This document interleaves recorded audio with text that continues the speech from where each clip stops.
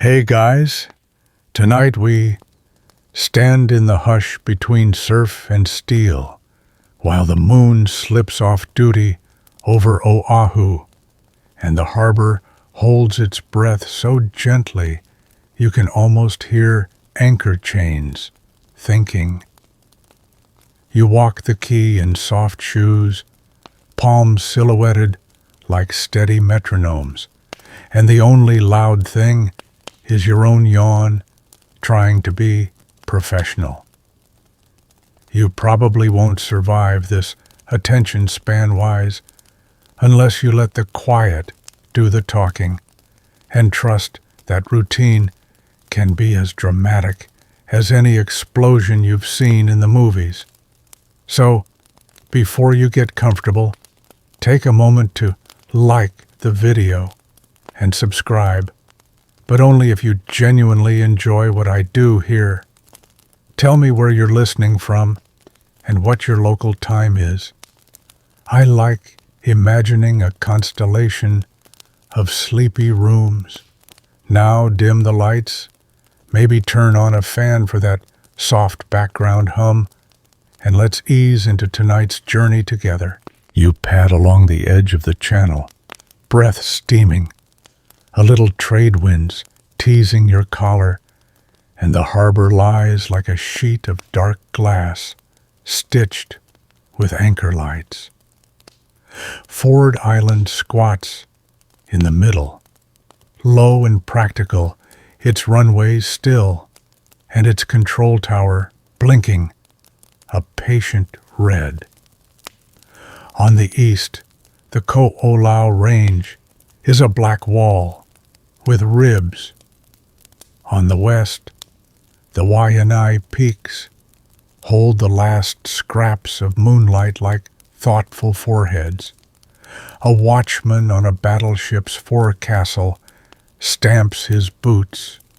Two careful thuds, and you can feel the cold travel through the deck into the chain, down into the quiet mud. Joke. One pads up soft, the moon clocks out, leaving you in charge of the lighting, and you promise to keep the dimmer on low. It is Sunday, December 7th, 1941, though the date doesn't announce itself. It just clicks into every clipboard like a well-behaved tab.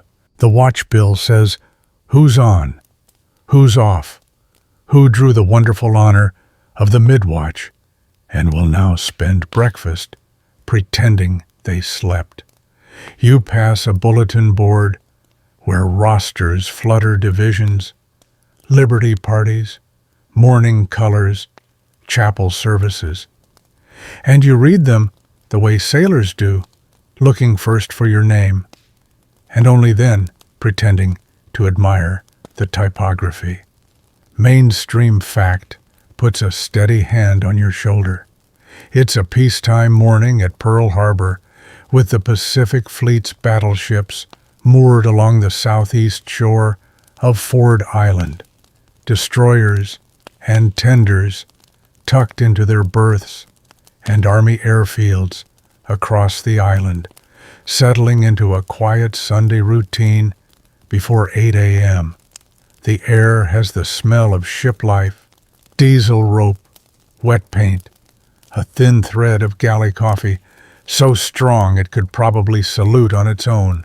You step past a boathouse where a PBY Catalina crew scribbles checklists under a hooded light. Fuel flare pistol, sandwiches, eyes half-lidded, because routine is a lullaby that also keeps you alive. Farther along, a bakery on base blows warm, sweet air out of a side door. Sailors, passing by, invent creative reasons to linger exactly downwind. Quirky tidbit slides in flour-dusted, more than one ship's cook swears by Aunt Jemima eggs, powdered and reconstituted into something passable. If you don't look directly at it while the coffee is brewed, to Navy specification thick enough to remember your name. You glance toward the anchorage. The big ships ride easy black hulls, cut by pale draft marks, turrets, sleeping with canvas covers on their muzzles. The USS Arizona sits along Battleship Row, her band's sheet music clipped for morning colors valves and slides, rubbing to a faint metallic whisper as fingers rehearse scales under blankets. You hear a cornet test a note, then apologize to the darkness. A quartermaster on West Virginia checks the compass repeater and taps glass as if reminding North to be polite. Joke 2 is all brass. A trombone yawns an accidental low B-flat, and a petty officer glares as though even the note should be at attention. Shoreside chapel doors are propped with hymn boards leaning against the wall. Onward Christian soldiers waiting its turn next to nearer, my God, to thee, because Sunday keeps a careful rotation. Folding chairs make soft clucks on concrete. A chaplain hums through a sermon outline, erasing a sentence, writing a shorter one, nodding as if brevity is godliness too. Somewhere, a typewriter rattles out the last of the week's paperwork, a staccato beat that sounds like rain, politely requesting promotion. At the northern tip of the island, the sky thins toward gray, and up on the ridge at Opana, two privates, baby a brand new SCR-270 radar, set the big antenna turning with that unhurried confidence only machinery and cats possess. On their scope, a fat return begins to slide toward Oahu, a smear, a swelling hill of green. They report it dutiful, and a calm voice tells them a flight of B-17s is due in from the mainland. You jot the detail mentally, not alarmed, just curious, and promise yourself to check whether the green blob performs like a formation or a surprise. Historians still argue whether, if that report had been escalated with urgency, a meaningful alert could have rippled across the island in time to uncap guns, disperse aircraft, and change the first minutes that followed. Back on the waterfront, a tug ghosts by at a pace that would not startle a heron pilot studying the black water for a surface wrinkle that means business. Submarine net tenders test winches, cables, thrumming as if plucked by a deep-voiced musician. The gate crew logs the movement with a pencil that seems too small for the amount of responsibility it carries. A periscope sighting from just outside the entrance will get written down with a circle and a question mark check later, because peacetime brains are trained to separate odd from urgent, and most odd things turn out to be fish. Joke 3 keeps its voice low. The harbor seems so calm you could set a cup of coffee on it, and it would hold, which is exactly the sort of optimism coffee encourages. The sky pales toward pearl, the kind of color card manufacturers name after breakfast dishes. Clouds feather high and stingy. The coalaus become a ridged watercolor blue, stacked on darker blue. You can tell by the way the light pools on the harbor that glare will be ugly off the water by 8, bad for eyes good for people hoping to approach unseen. You file that away without drama. Weather has its own doctrine. Somewhere out on the open Pacific, far to the north, other decks move under boots and the red glow of hooded lamps. Planes sit, wingtip to wingtip. Pilots review attack cards, and radios stay zipped up like secrets. You don't know that from where you stand, but the wind seems to carry a sentence it hasn't learned to pronounce. You pause by a rail and let the quiet climb into your chest. The harbor sighs once deep. A gull skims low, sees nothing urgent, and goes to audit a trash can. A ship's cat trots down a gangway tail at half-mast, conducting a surprise inspection of the pier with the authority of a small furry commander.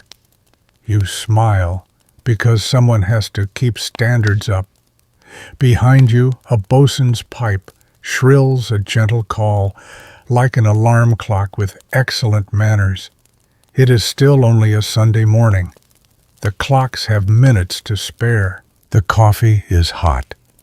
The band is awake. The hymn boards are set, and the island believes in peace by habit.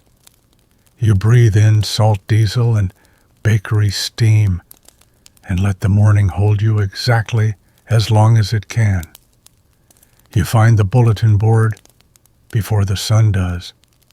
It's a plywood rectangle, furred with thumbtack scars, ship's notices layered like shingles, duty sections, compartment cleaning assignments, liberty passes, clipped under brass corners, mess times, typed straight enough to make the paper stand taller.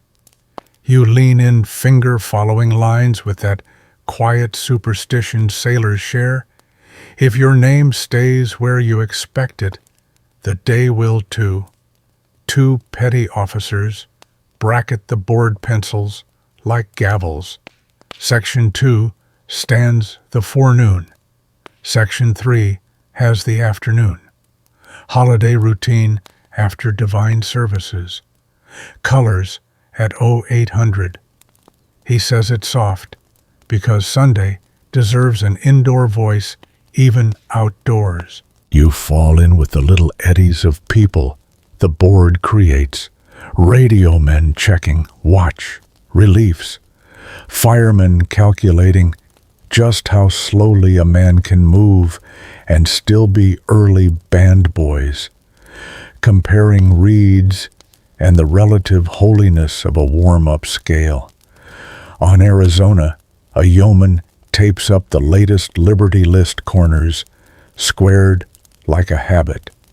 Names have tiny check marks where shore patrol signed men back in last night. Joke, one winks awake. A bosun mate says he counted them twice, once for the Navy, once for the Lord, and the chaplain passing. Answers that duplicate accounting is always sound theology. Below decks, the mess deck warms up. Coffee urns hum like contented engines. The line for toast moves as if enjoying the scenery.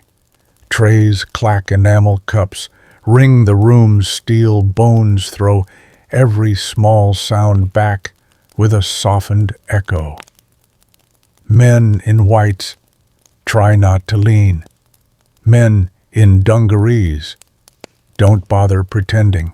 SOS creamed chipped beef on toast arrives by the ladle, a breakfast so opinionated it could argue policy. A baker sets out cinnamon rolls that make even watchstanders consider desertion to the pastry line. Quirky tidbit. Some ships keep bluing those tiny bottles of Prussian tint sailors shaken to the final rinse, so whites look whiter than physics recommends. You spot one tucked behind the scullery steam pipe like contraband cleanliness. Back topside petty officers run musters, Clipboards slap palms. Names become syllables made of salt and habit. Ayers, here, Bales, here, Bennett, here, Bennett, other, sick bay chief, check. A man jogs up buttoning his jumper and lands in line with that exact combination of contrition and luck every division tolerates as long as it's Sunday. Over on West Virginia, the quarterdeck watch tests the ship's bell with two neat restrained strokes. The sound hops the water twice and sits down beside your ear as if to stay. Mainstream fact stands steady. The Pacific Fleet's battleships lie moored along Ford Island, Nevada, forward and alone at the channel. Then, Arizona with repair ship, Vestal outboard, Tennessee with West Virginia, Maryland with Oklahoma, California, alone near the south end, lined up for power and convenience, not for dispersal or anti-air, because this is peacetime posture on a Sunday morning. On Ford Island, the duty jeep rolls by with a clipboard and a sense of purpose that outranks its horsepower. Over at the landing, launches bob against rubber fenders, while coxswains lope through engine checks with affectionate impatience. Mail sacks squat like friendly dogs by the pierhead stenciled canvas, promising the one commodity guaranteed to improve morale handwriting. A bosun's pipe trills a boat call, thin and bright as a gull, remarking on organization. Somewhere, a bandmaster taps his baton against a stand, and the brass answers in whispers valves, shifting spit valves, keenly relieved of their burdens, like little weather reports. At the chapel, hymn boards clack into place. 219, 332, 118. Folding chairs become pews by intent. A young sailor rehearses the reading, mouthing, and the peace of God, with the careful reverence of someone who needs it to be true between now and chow. A chief passes the door, slows, tips his hat without entering, and says under his breath, "See you after inspection," to no one in particular, and everyone entirely. Historians still argue whether the Navy's Sunday holiday routine reduced work dress whites, services, and liberty meaningfully dulled readiness, or whether the first minutes of what came next would have cut through any routine, no matter how sharpened the watch bill was. They also argue whether concentrating the battle line in harbor under the belief that submarines were the primary threat multiplied the damage or simply made it easier to count. At the Army fields, the schedule has its own civility. On Wheeler and Hickam, maintenance crews plan to swap plugs and patch canvas, not scramble. Aircraft are parked wingtip to wingtip to simplify guard duty. Some pilots plan breakfast in town pancakes, then a drive past the Poly for the view that makes even a lieutenant philosophical. Back at the harbor, you look toward the air and decide wind is a polite guest, light trades visibility. Clear high cirrus, like careful handwriting. The glare over the water promises to sharpen by 8-something pilots love when they own it and hate when someone else does. You file that away. Weather writes footnotes on every plan. A supply officer neat as a ledger inventories a ready-use ammo locker on a destroyer and then locks it again with a tiny clink that sounds like confidence. A gun captain runs his hand over a breech cover the way a farmer pats a gate. Friendship, not paranoia. Peacetime rules keep caps on guns, fuses in lockers, keys with duty officers. The idea is calm, not speed. A signalman's son just beginning to polish his whites practices semaphore for the pleasure of muscle memory flags flashing the alphabet to an audience of gulls and one amused Marine on the key. Joke, 2 salutes. He spells out donuts, and the Marine, without looking up from his newspaper, holds up 2 fingers. Shore Patrol checks the Liberty bus schedule. The first ride into Honolulu will clatter off, soon men already anticipating the smell of coffee. On Hotel Street, the sizzle of eggs, ukulele chords, leaking out of doors like steam, the afternoon matinee chalked on a board in looping optimism.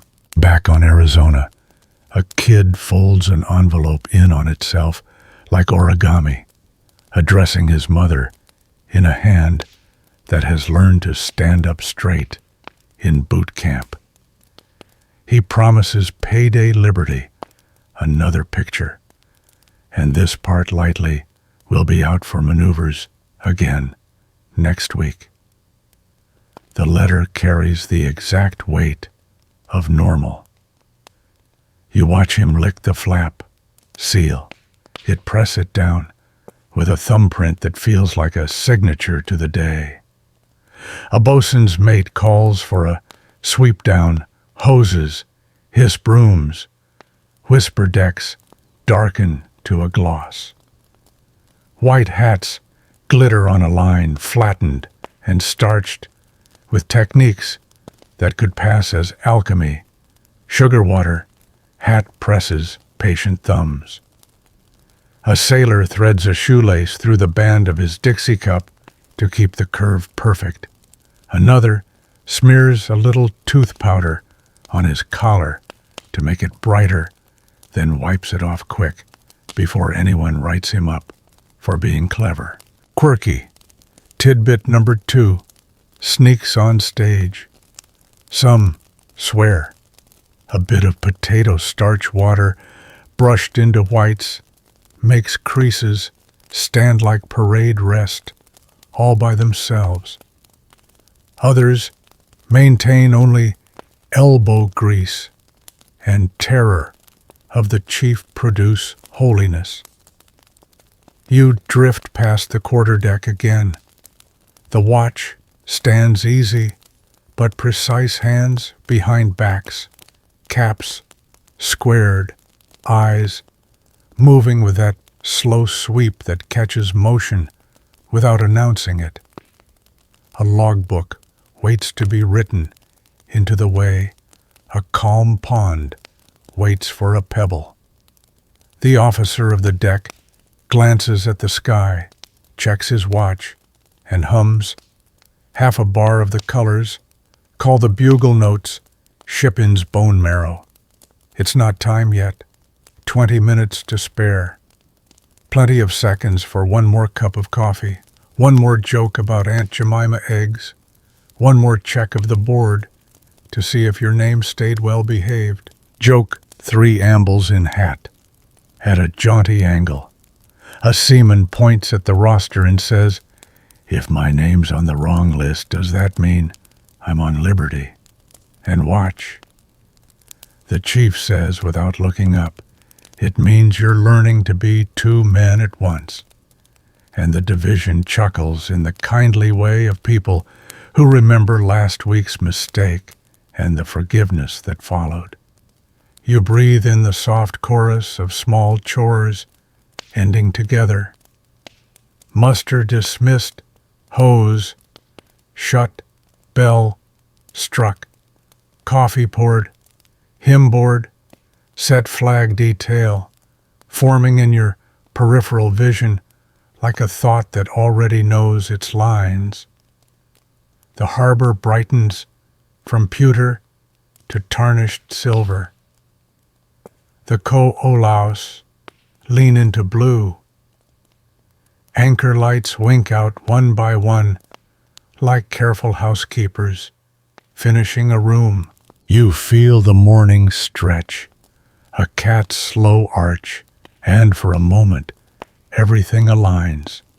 Rosters, pinned, heads, counted, belts, straight, brass-warmed eggs, plated, letters, sealed, and the bugle in the bandmaster's hand, ready to write the next minute on the air.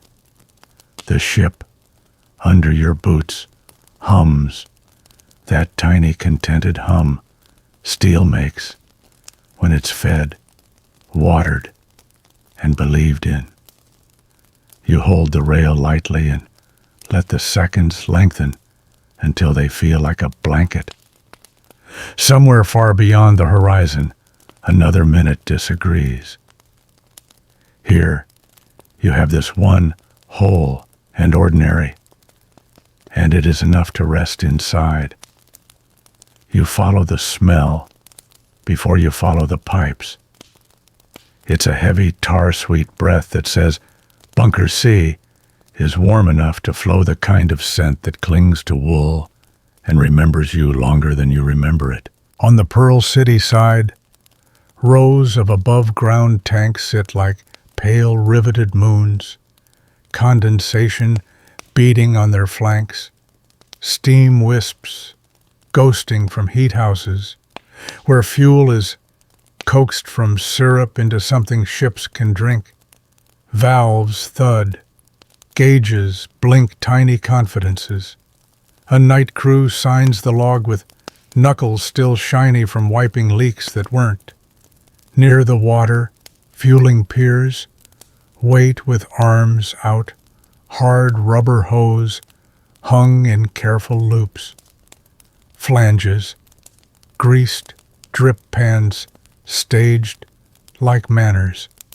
You lay a palm to a line and feel a slow animal heartbeat traveling through steel. A duty officer with a clipboard and coffee makes his rounds, boots ticking on grating. He checks temperature 130 and steady checks pressure.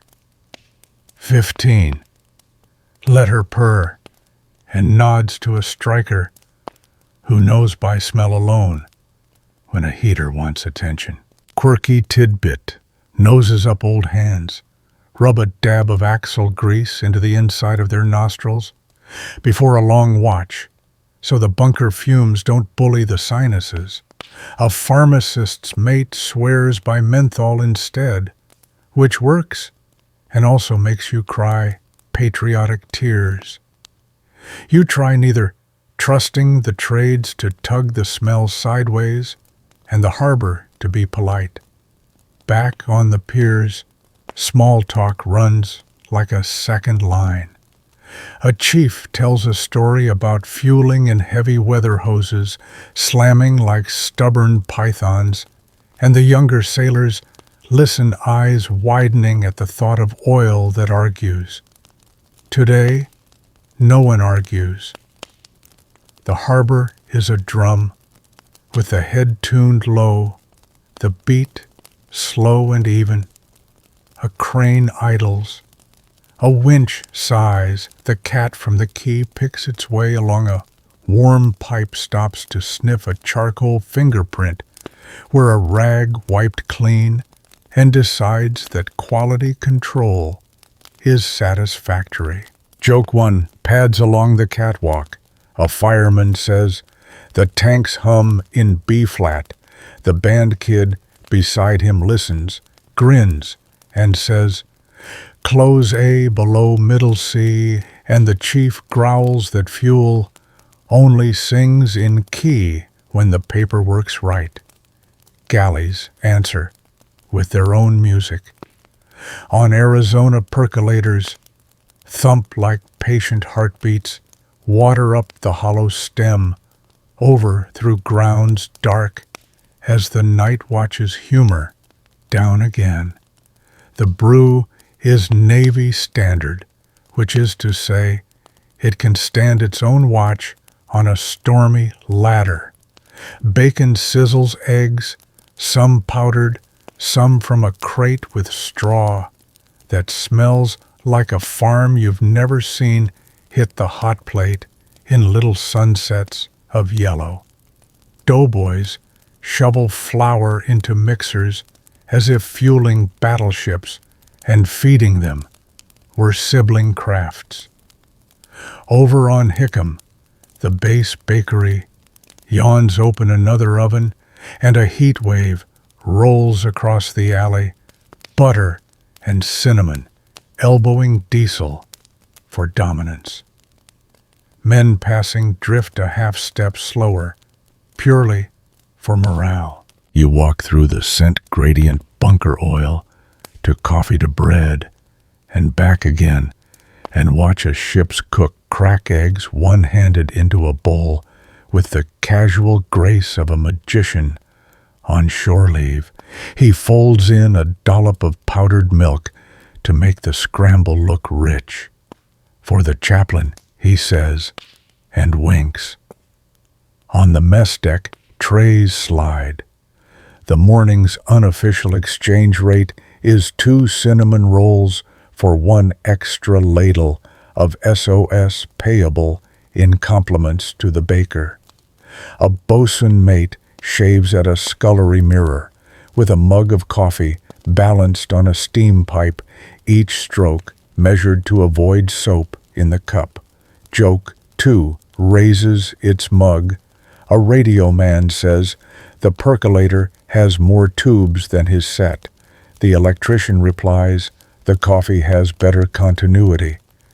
Beyond the food and fuel, the base itself hums a lower bureaucratic note.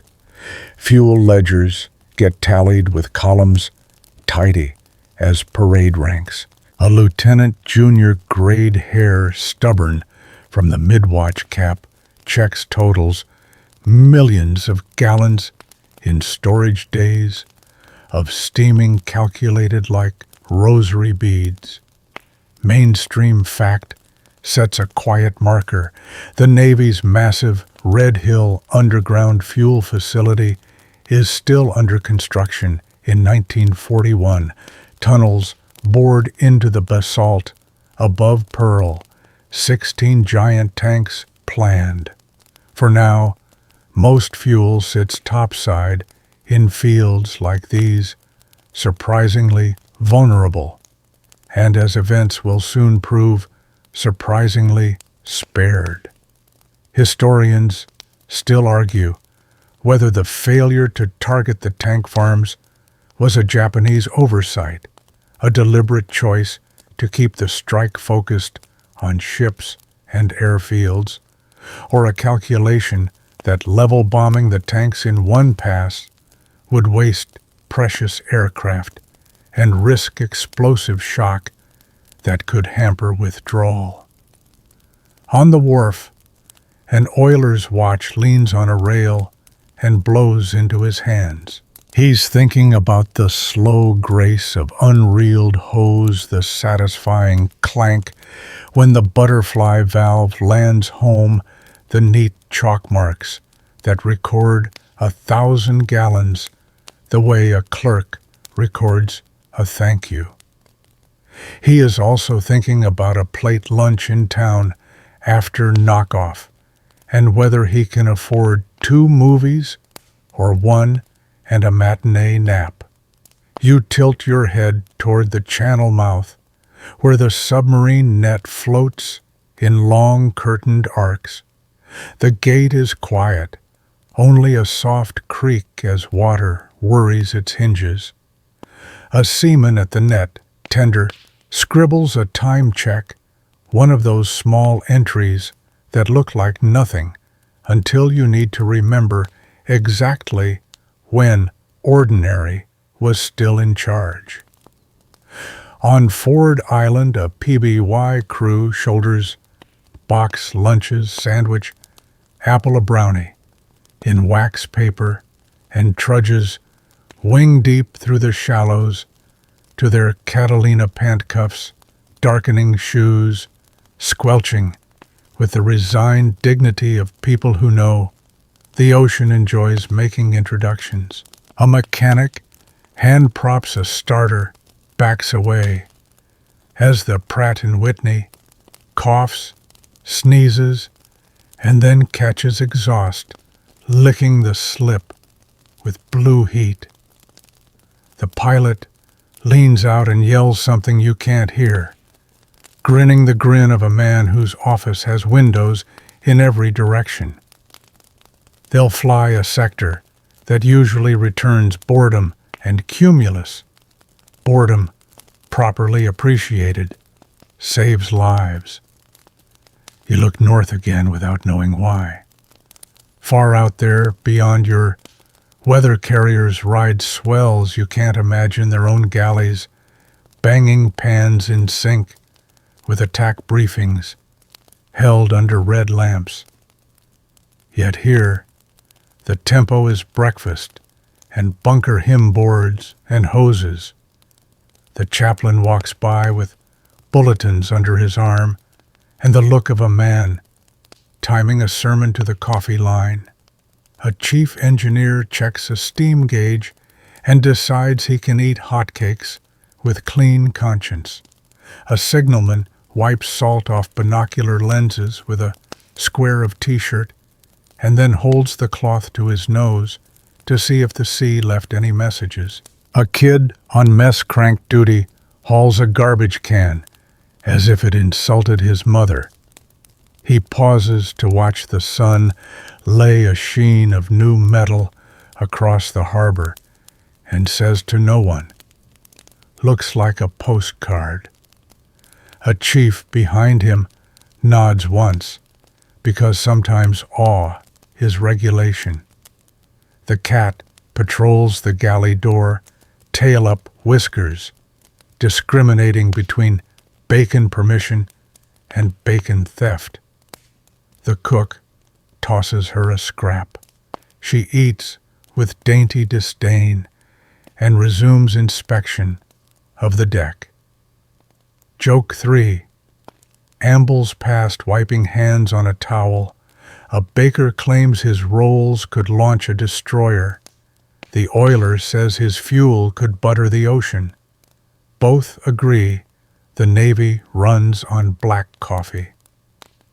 You rest your elbows on the pier rail and let all of it settle, the tank's contented hum, the percolator's steady thump, the light widening like a careful promise. The harbor smells like work and breakfast, and Sunday, a truce negotiated by schedules and steam. The thought crosses your mind, just a line then gone, that if anyone meant harm, they'd strike the ships, the planes, maybe those big silver tanks.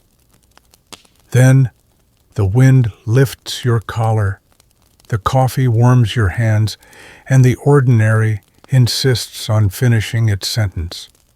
The band is forming, the flag detail is rehearsing, the fold in the mind that keeps it crisp. The bugle waits for a breath. You take yours, slow and even, and the morning holds. You follow the sound of breath before you hear music, the soft, disciplined exhale of players, warming reeds, the faint shh of valve oil, making old brass young for 5 more minutes. You step onto Arizona's quarterdeck, where cases open like small black mouths, and the morning tries itself on in curved reflections. Trumpets mirror a sky not quite blue, yet only an idea of blue.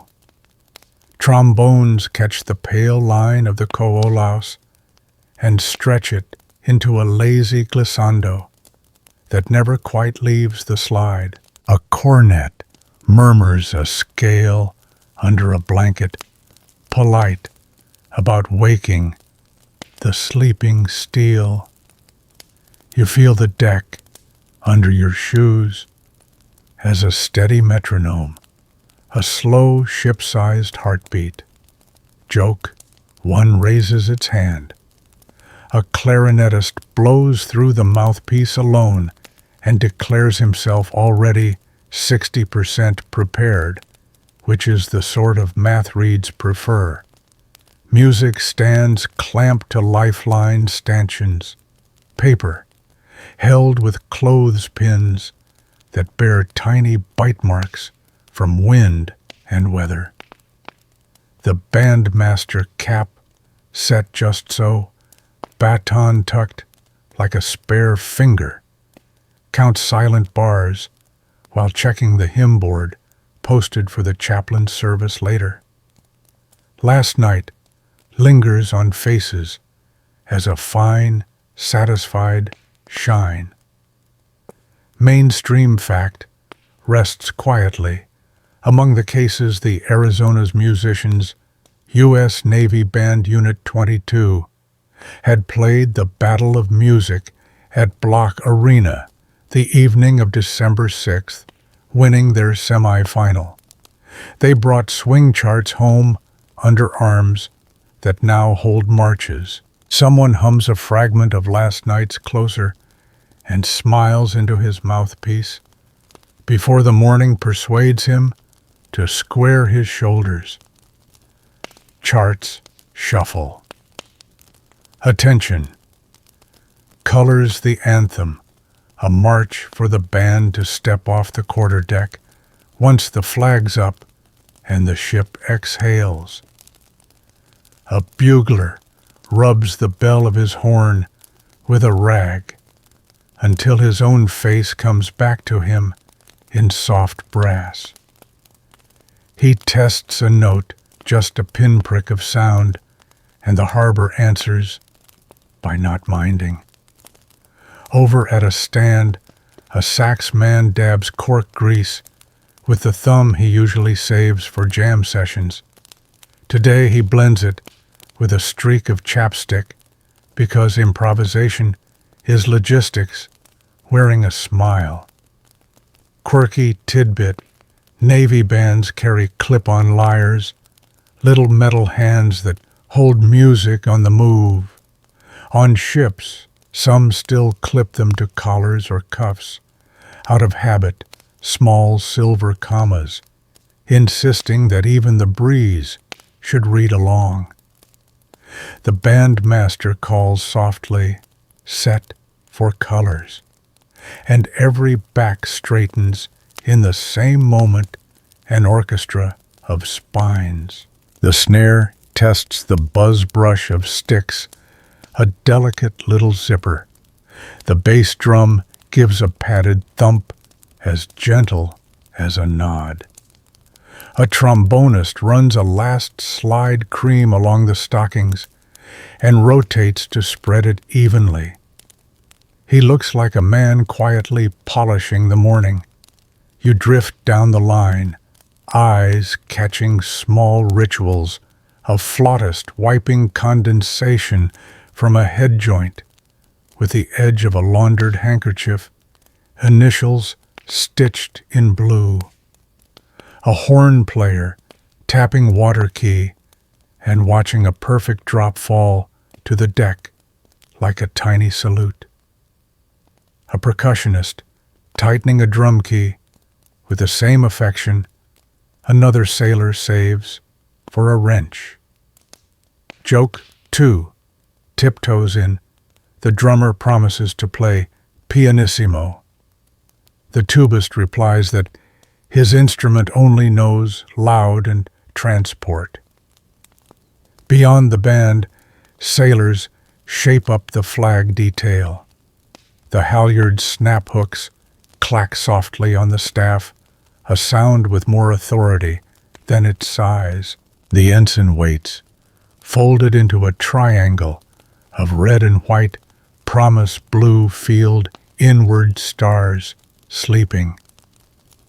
The bosun's pipe rests on a lanyard at a throat that has practiced sounding crisp in damp air. You can already hear the sequence in your bones. First call to colors, the ship stiffening in place. Attention hats climbing the slow arc to the brim. Colors and the anthem swelling as fabric rises into the bright. The harbor loves this ritual, the way it gives the water a reason to shine. Somewhere aft, a machinist mate leans in the dog of a hatch so it won't clang during the anthem. On the forecastle, a seaman smooths the ensign with the soft palm of someone who grew up ironing Sunday shirts. The chaplain moves through checking faces, names ready in his head for later. He pauses, listens to a clarinet's C major, and nods as if to say, "That will do." Historians still argue whether on certain ships that morning bands were already striking the Star-Spangled Banner. When the first explosion sounded, one memory, claiming the anthem continued through chaos, another insisting the notes stopped at once. In the fog of first minutes, truth scatters like paper in wind, and dignity picks up what it can. A breeze lifts not enough to bully the pages, just enough to comb hair and set hats, thinking about pin curls and starch. The trumpets angle bells a fraction toward the bulkhead to throw sound outward. The trombones leave space for slides because courtesy is also an acoustic principle. A cornetist adjusts his spit key spring with a thumbnail, and a memory of a teacher who loved intonation more than sleep. The bandmaster raises his hand. 20 eyes climb with it. Breath in shoulders. Blossom. Breath out. And the morning takes shape as a whole note held in waiting. You look beyond the rail at the straight, dangerous calm. Colors is still minutes away. A mail launch purrs past the coxswain, holding a course with 2 fingers and a philosophy. Over on Nevada, farther north, and alone, men in white caps gather on the forecastle, their band also setting reeds and brass duplicate ritual lined up on duplicate steel. On California, a clarinetist licks a reed and winces at salt. On Oklahoma, a trombone slide catches the sun and throws a thin spear of light across the channel. It winks out when a cloud thinks better of leaving. The island breathes. You breathe with it. The bandmaster murmurs, 1 minute. You hear little domestic asides slip between measures. After church, I'm phoning home. Save me a seat for the matinee. Did you hear about the semifinals? The last line carries a shy pride, quick and quiet, as a grace note. You wonder if the tunes from last night are folded in a pocket somewhere, maybe a riff scribbled on the back of a Liberty Pass, ink not yet dry. The town loved the swing, the ship loves the marches. Both love precision. Joke 3 walks past with a wink. A saxman says, if they play the anthem too sweet, the fuel tanks will tear up. The bassist says the tanks only respond to Sousa. A petty officer checks his watch, a clean silver tick that turns the morning like a page. Stand by, the bandmaster says, and the silence strengthens. not emptiness, but a vessel ready to be filled. A gull lands on the jackstaff, considers the audience, and decides to face the right direction because even birds respect ceremony. The bosun's pipe rises. Somewhere high above the island, thin air begins to write its own lines, still invisible, still unsounded. You don't know that. You only feel the clean pull of a breath taken together. First call to colors, the pipe cuts the air clear and high. Men straighten without looking at each other, arms finding their sides with the muscle memory of trust. The band raises instruments like a single machine made of brass and breath. You watch the bugler set his embouchure. His eyes travel to the flag, then to the conductor's hand, then to the sky that is finally decisively blue. The deck beneath your shoes hums a low, pleased note as if steel agrees with ritual. For a heartbeat, nothing moves except gull feathers and the second hand. You taste coffee oil, metal salt, and expectation.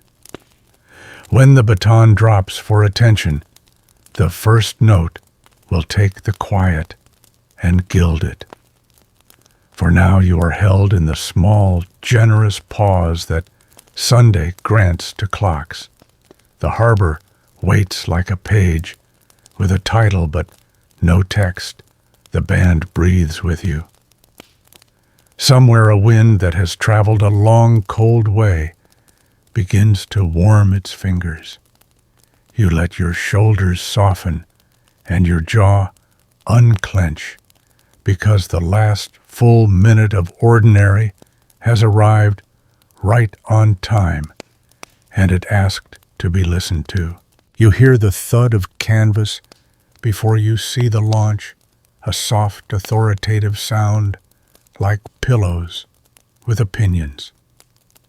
The forward island boat, noses in rubber fenders, kissing the pier, and two deckhands heave up mail sacks stenciled in black, U.S. Navy Fleet Post Office, San Francisco.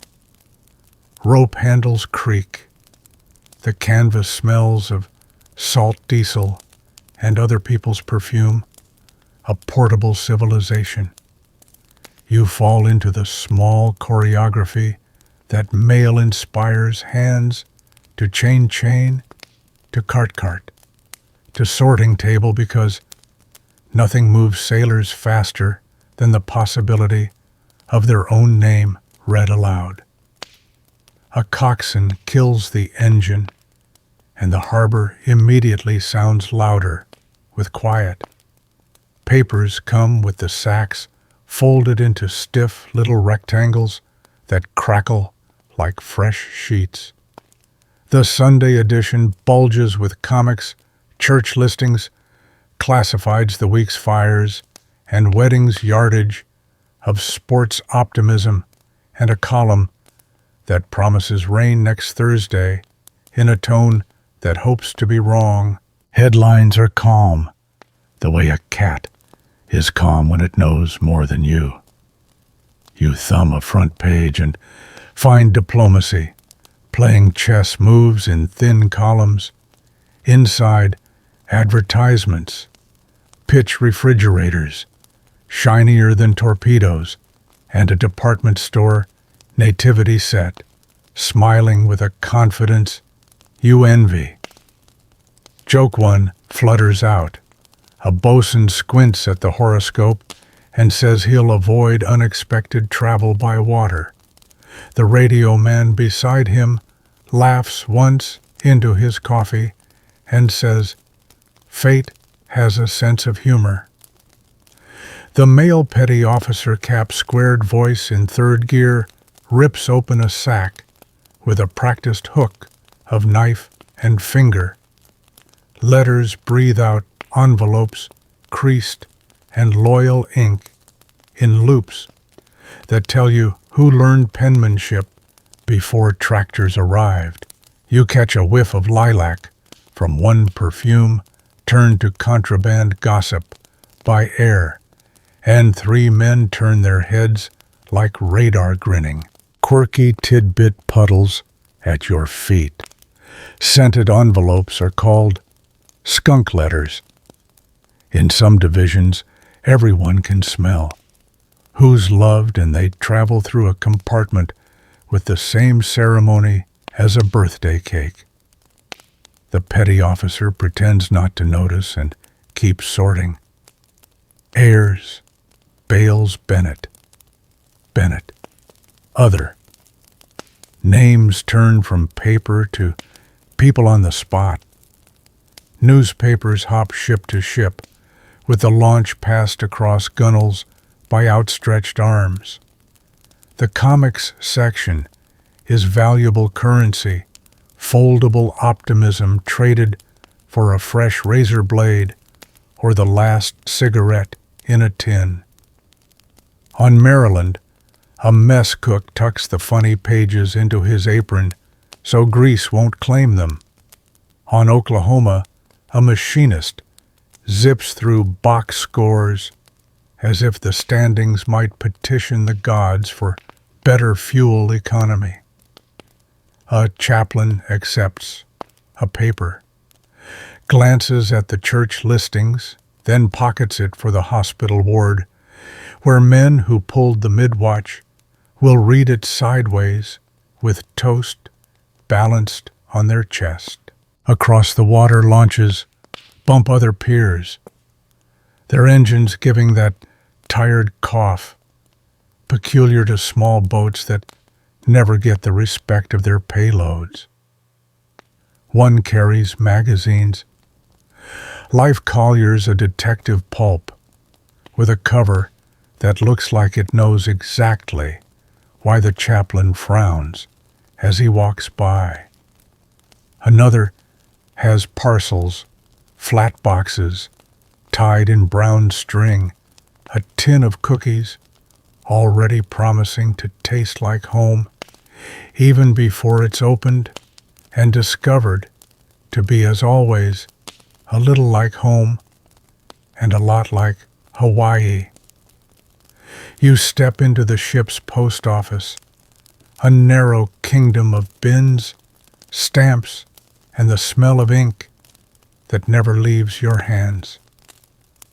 A clerk's rubber stamp thocks envelopes with fleet postmarks, each blow a little echo. Censorship rules are gentler right now. No unit movements, no schedules, more manners than muzzle. Later, rubber stamps will grow bolder and redder. A sailor slips in, asks if anything came for me. Rehearsed, nonchalance, folded, around need. The clerk checks, shakes his head, offers a newspaper in trade for patience. My mother writes long, the sailor says. She's probably still writing. The clerk nods. Mothers take their time with love. Mainstream fact straightens a stack beside you. The Pacific Fleet received and dispatched its mail through the Fleet Post Office at San Francisco, with launches and motor transports running the island shuttle. On the morning of December 7th, routine deliveries were underway. Mail on its way to ships that would within the hour be locked behind smoke. Messages of a different kind. Moved to radio dispatches and telephone calls. One destroyer ward will report engaging a submarine outside the harbor just after sunrise. That warning will set off a chain of calls whose timing historians still unpack with tweezers, asking which desk, which minute, which decision could have tugged the morning a few inches earlier away from surprise. You lean on the rail, while a coxswain flips the next mail sack aboard with a grunt that sounds like punctuation. Seagulls audit the process from pilings, heads tilting toward crumbs and romance in equal measure. A sailor tears an envelope with his thumbnail, reads the first line, and his face collapses into a grin. So private, you look away out of courtesy. Another opens a letter, breathes once, and folds it back up carefully, eyes bright with something he will tell the ocean about, instead of you. Joke 2 slides in on an envelope. A bosun waves a postcard and announces, "My aunt says she saw me in a newsreel, and I looked seasick." The division votes to accept the evidence, sight unseen. Papers find their places ashore. In the radar shack at Opana, far along the ridge, 2 privates babysitting dials. A Sunday edition lies open on the table, classifieds holding down the corner, while a long green return slides down the scope. One private taps the newsprint, the other taps the glass, both certain their item is the more interesting. Down at the submarine net tender, a bosun tucks a folded paper into his pea coat, because a good crossword hides from spray. At the gatehouse, a Marine guard turns a page with gloved fingers and tries not to get ink on his rifle's bolt. Historians still argue whether local headlines from prior days, those warnings about far-off tensions registered with enlisted minds as actionable caution, or simply as the world's steady background noise. On base, Sunday still reads the comics first. You catch the small dance of a mail call on Arizona's fantail. The petty officer stands on a crate letters in one hand, like a fan. Harris, here. Jeffers, here. Kowalski, here. Every, here Isabel. When a name goes unanswered, the petty officer says it. Softer tries again. A friend takes the letter for later and tucks it in his jumper, a promise on layaway. A musician from the band arrives, late, breathless, takes his envelope with a thanks, shaped like a quarter note, and slips it into his case where the music is kept safe. Newspapers pile near the bandstands, corners curling as the sun finds them. The bugler glances at a headline, nods at nothing, and rubs the bell of his horn with a sleeve for the 10th time. A trombonist reads the comics, snorts at a punchline, and folds the page into his pocket, a talisman of ordinary he can touch between notes. On the pier, a mail cart knocks a plank, and the sound pops across the water like a miniature salute. Your own pockets carry small relics now, an envelope warm from someone's hands, a paper whose ink has claimed your fingertips, the faintest whiff of lilac you didn't ask for and will remember for years. The launch backs away, engine muttering wake curling around pilings in tidy ropes. Another boat approaches with more sacks dependable as tides and only slightly less loved. Joke 3 tips his hat. A coxswain says, if he ever makes admiral, he's keeping the mailboat, because that's where the power is. The petty officer says admirals salute with flags, but the mailman salutes with handwriting.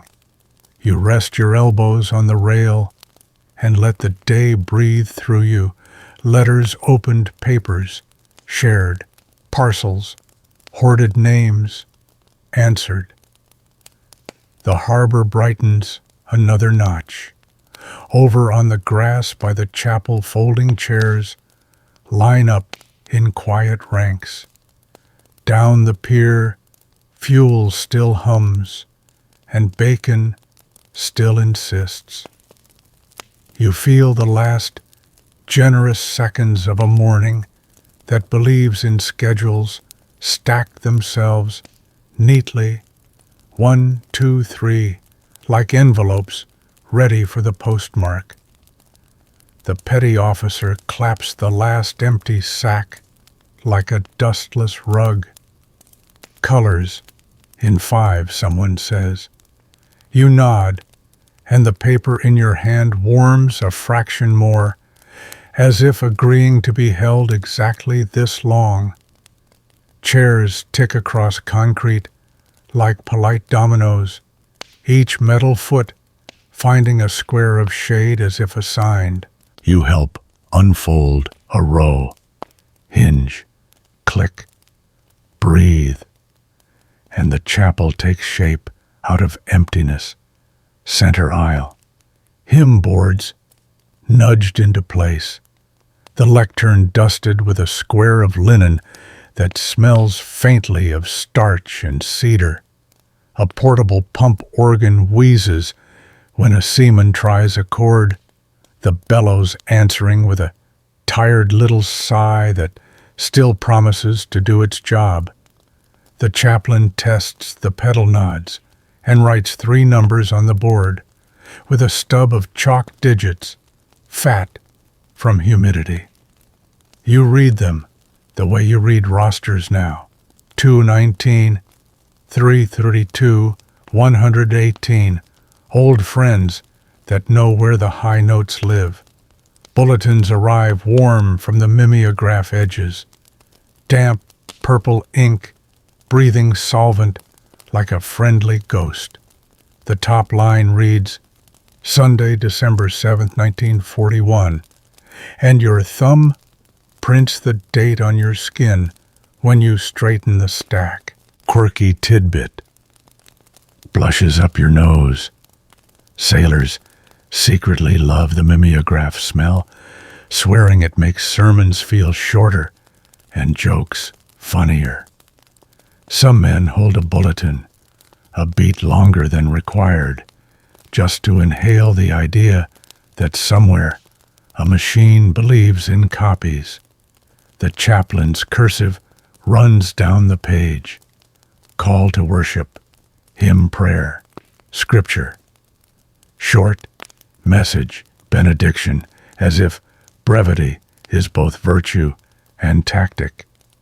Short is charitable, he says, not looking up, and you smile because charity pairs well with coffee. A Marine corporal practices ushering back straight eyes, soft, hand out as if catching raindrops. He shepherds a trial congregation of 3 sailors and a band kid, carrying his trumpet case like contraband. Fill from the front, the corporal says, then adds, yes, I know, but try. The band kid answers with a grin and tucks the case under a chair where he can lean a foot against it and feel it answer like a sleeping dog. Joke 1 straightens a hymn board. The corporal vows to keep aisle traffic holy. The trumpeter asks if that includes swing. The chaplain lifts an eyebrow and says, only in moderation.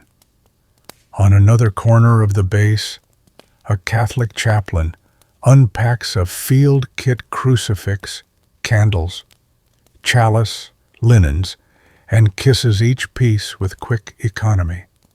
The little brass candlesticks wobble on a folding altar until he finds wedges of cardboard to level the sacrament. He hums the Sanctus under his breath. A bosun tips his cap and straightens a chair by reflex. Across the harbor, In a barracks day room, a Jewish service has its own little universe on the table, prayer books, talatot, folded like careful shore leave, a polished yad that gleams like a thin promise. This island learns to hold many prayers at once without making them quarrel. Mainstream fact anchors your hands. Chaplains of every stripe are preparing services this Sunday. Protestant, Catholic, Jewish on ships and ashore. Among them is Lieutenant Shemdodger Thomas L. Kirkpatrick on Arizona, who will not leave his men. Father Aloysius Schmidt on Oklahoma, who will die helping sailors through a porthole. And elsewhere in the harbor, Lieutenant Commodore Howell Forgy of New Orleans later linked to the line, "Praise the Lord and pass the ammunition," a phrase that will walk out of this morning and into legend, even as the exact wording and moment remain contested.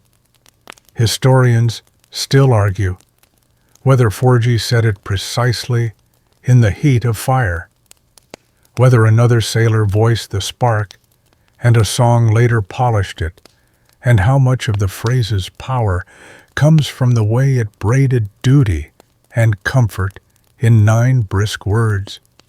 You help tape a cable to the floor so no one trips on the way to communion. The chaplain checks the little brass service bell with a fingertip, one tender ting that settles the room like dust choosing a windowsill. He sets the sermon on the lectern, 3 pages double-spaced, a handful of verses about peace as a practiced habit, not a weather pattern. You read the first line, upside down. The quiet we keep is not ignorance, but discipline. And it sounds like something the harbor already believes. Outside, the band rehearses a bar of the anthem, so soft it feels like a memory happening in advance. Over on Arizona's fantail, the Protestant detail assembles folding chairs in neat rows that make the steel look briefly like a small parish lawn. A sailor rubs a water spot off the lectern with the edge of his sleeve, wincing at the scratch he nearly made. Another sets a bowl of fresh flowers, a shore purchase left over from last night's dance, on a crate, and the colors look impossibly sincere against gray paint. On California, the Catholic chaplain lays out his stole and checks a missile ribbon with the same care the gunnery officer uses on sight, drums.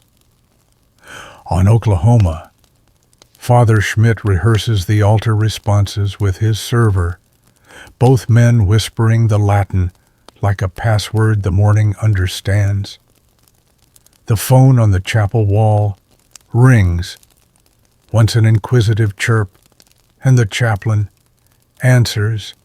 It's the duty office asking if he has enough bulletins for the hospital ward. He does. You watch him gather a stack, roll them softly, and pass them to a runner who treats the paper like breakable sunlight. At Opana, 2 privates glance at a bulletin earlier delivered, and at their scope, now blooming with a fat return, and they talk to Fort Shafter by telephone and hear reassurance in an officer's voice, shaped like scheduled flight of B-17s. Historians still argue whether a sharper tone or a wider call would have hustled keys from safes, guns from covers, and aircraft from wingtip ranks before the horizon birthed engines.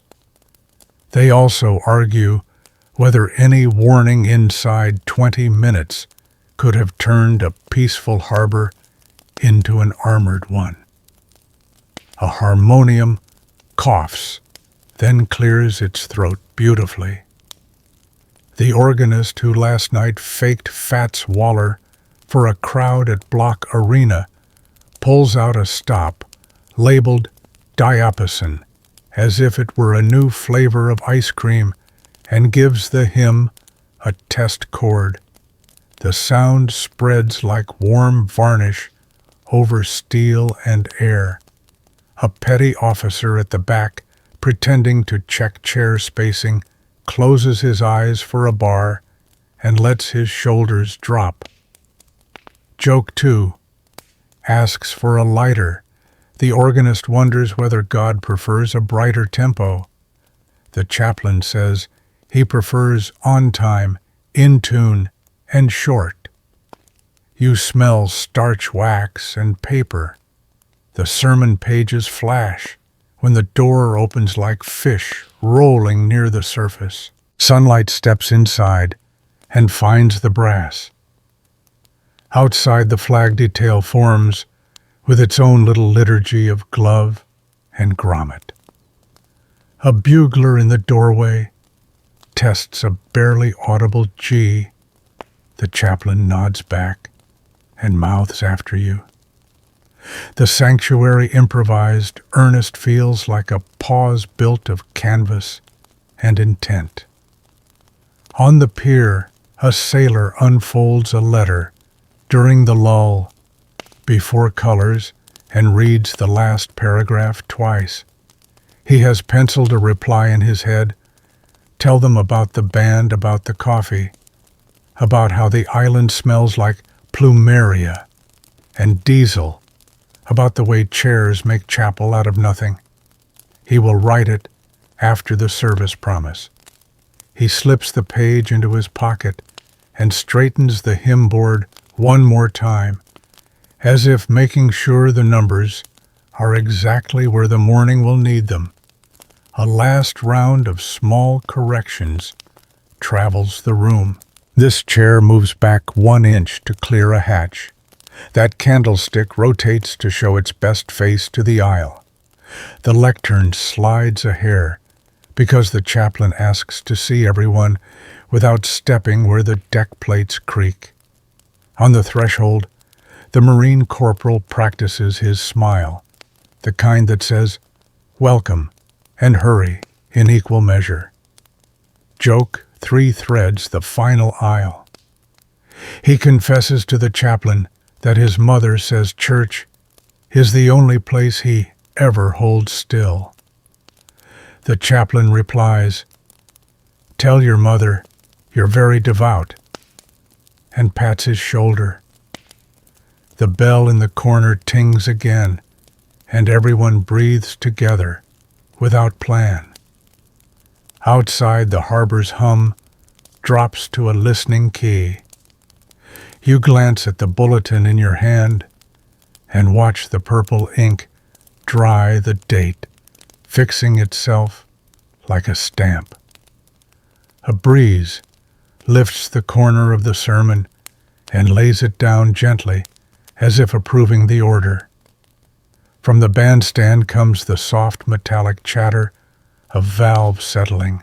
The chaplain closes his eyes for a heartbeat, opens them, and smiles, like a man whose schedule expects peace to keep its appointment. You mirror the breath slow in longer out, and the quiet rooms of the island answer one folding chair at a time. You climb the red dirt track before the heat does and step into a shack that smells of warm Bakelite and yesterday's dust. The SCR 270 sits there like a polite dinosaur racks of tubes, humming a green eye the size of a small plate and an antenna outside turning on a trailer mast with the slow dignity of a windmill that went to radio school. 2 privates run the whole sky, one at the scope, one at the plot board, both with sleeves rolled and a breakfast IOU.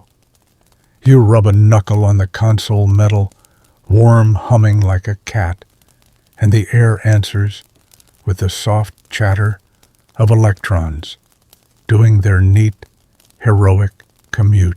Joseph Lockhart leans over the A-scope fingertip, resting lightly on the time-base knob, eyes half closed the way a man looks at the ocean at night.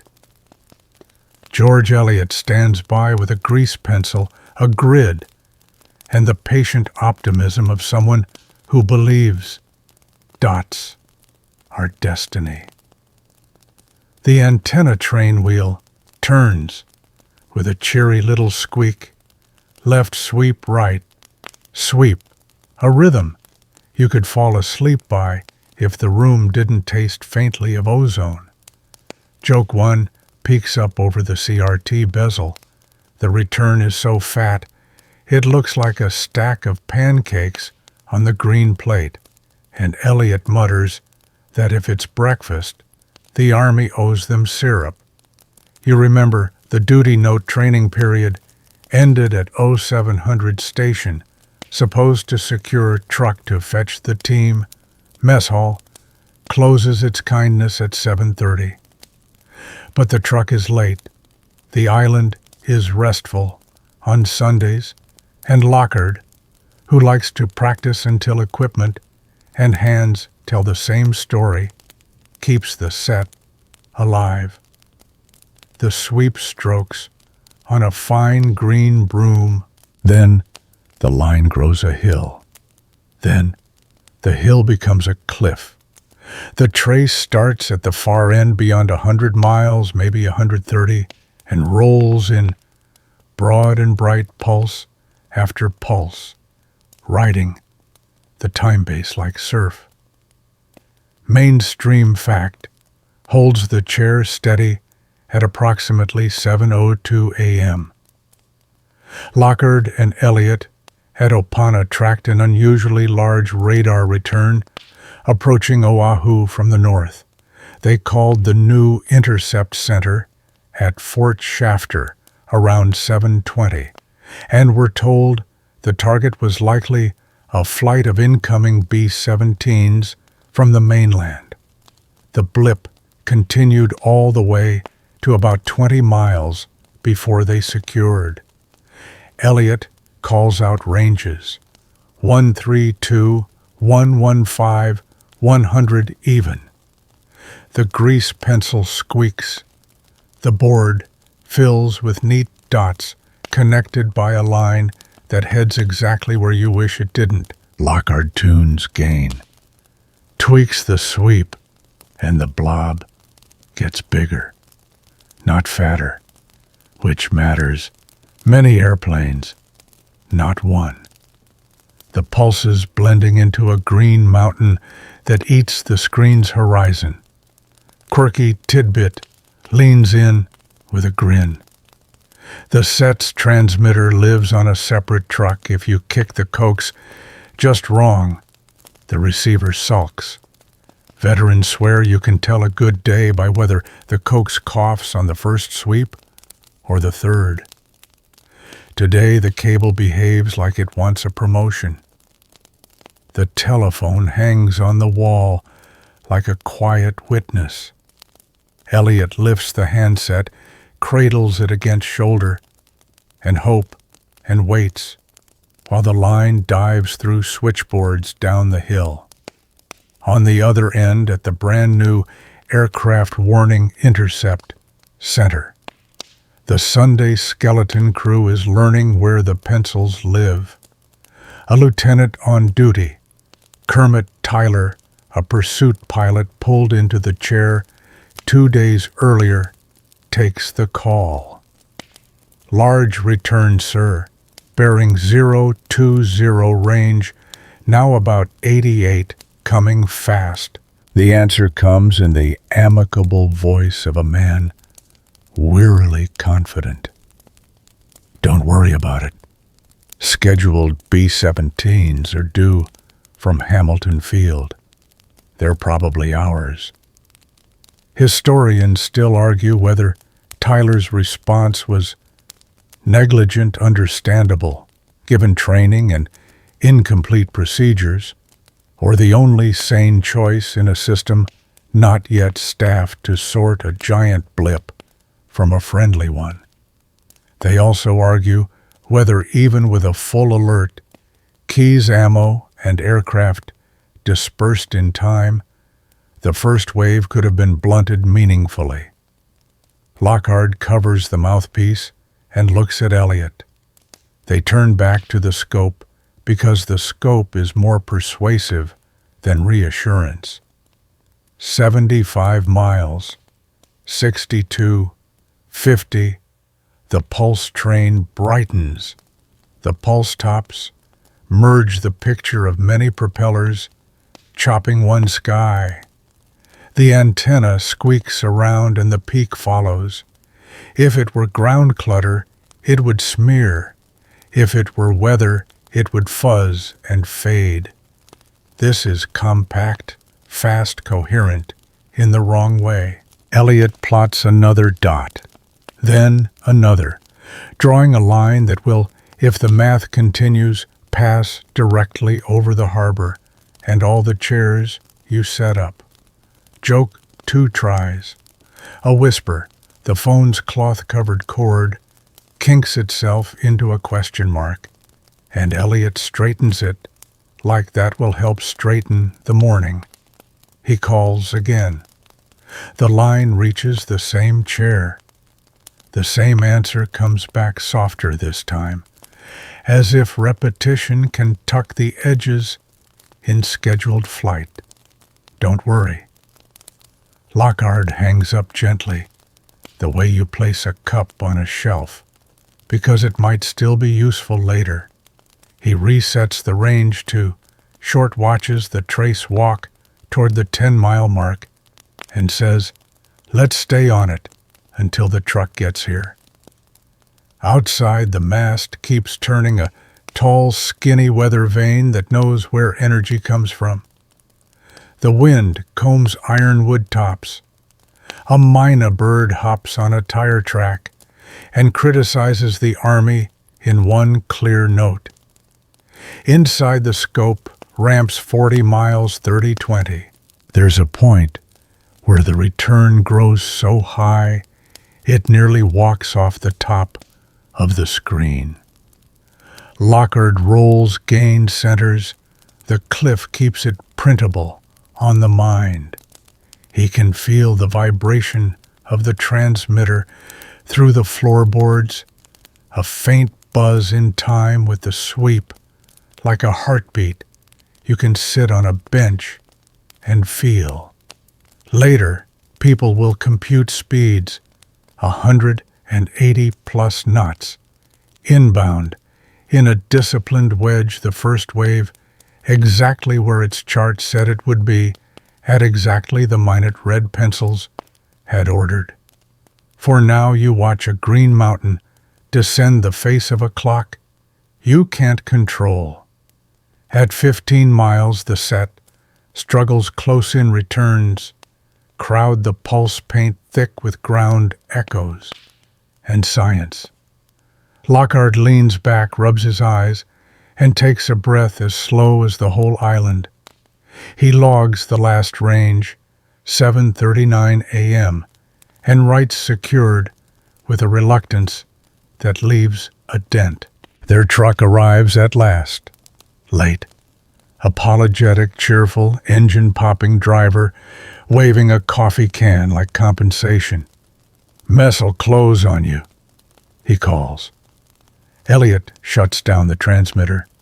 The room sighs as power steps off the stage, fans turning lazy tubes, dimming to a satisfied red. Lockhart puts a hand on the console, a second time as if taking its temperature.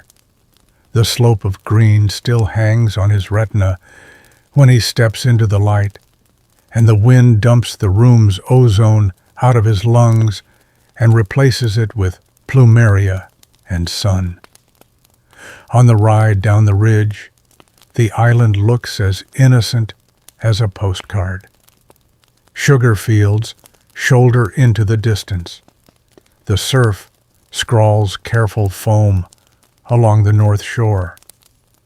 Above the Ko-Olaus, high streaks of cirrus pretend to be decoration only. The truck bounces. Elliot bumps his head on the canopy and says a word he would not say in chapel. Joke 3. Trying to be kind offers. The driver vows he'll get them to breakfast in time if the army will stop moving the potholes. You all laugh, because laughing helps a brain carry what it can't yet name. At the bottom of the hill, telephones will begin ringing with voices that have learned new verbs. The intercept center will grow crowded in one breath. Pens will suddenly know exactly where to live. In the mess hall, someone will ask how radar was this morning, and Lockhart will say, busy, in a tone with edges. You stand in the doorway for a second longer than hunger likes eyes re-seeing that bluff of green sliding toward the center, and you feel the strange ache of being the first person on the island to watch the future arrive as a line you could measure but not move. Then the coffee steam finds your face. The smell of bacon tries to be louder than worry, and the clock on the wall pretends it still owns the day. You cross the ramp where concrete meets brackish shallows, and the morning leans on the shoulder of a flying boat. The PBY Catalina sits there like a patient gull that learned engineering, tall tail, big shoulders, wing high and dry, hull belly slick with yesterday's salt. Crewmen wade calf-deep trousers, rolled pushing a float line off a cleat, while their boots make that sucking sound mud uses to keep sailors humble.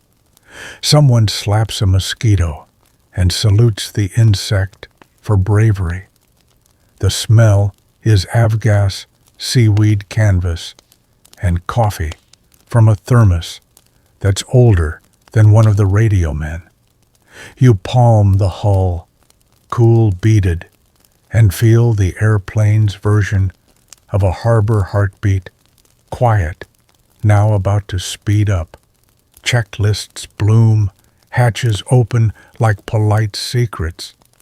A bowgun hatch pops, a face appears, with a rag between teeth, and a hand reaches to test the mooring line one more time because water believes in practical jokes. The flight engineer ducks under the wing to drain a sump. Fuel dribbles bright as sunrise. The pilot walks his fingers along the prop blades, counting dents that belong to last week and not today. The co-pilot leans into the cockpit and lays a chart across his knees, the sector lines like slices of pie nobody ever quite finishes. Quirky tidbit, somebody always smuggles a broom aboard, not for sweeping floors, but for swatting spray away from the blister windows, on landing the Catalina's version of housekeeping at 60 knots. Inside the cabin, smells of dope oil and canvas. A drift meter hangs like a polite periscope, ready to tell you how much the wind disrespects your intentions. A bubble sextant rides in a padded bag because celestial still outranks bravado. An Aldous lamp sits in its bracket, a polite lighthouse you can point at ships that haven't learned your frequency yet. The radio rack glows sleepy orange, the operator tapping a key to wake his own fingers. You slide into a blister station hip against smooth plexiglass, and the world turns into a curved aquarium of blue and possibility.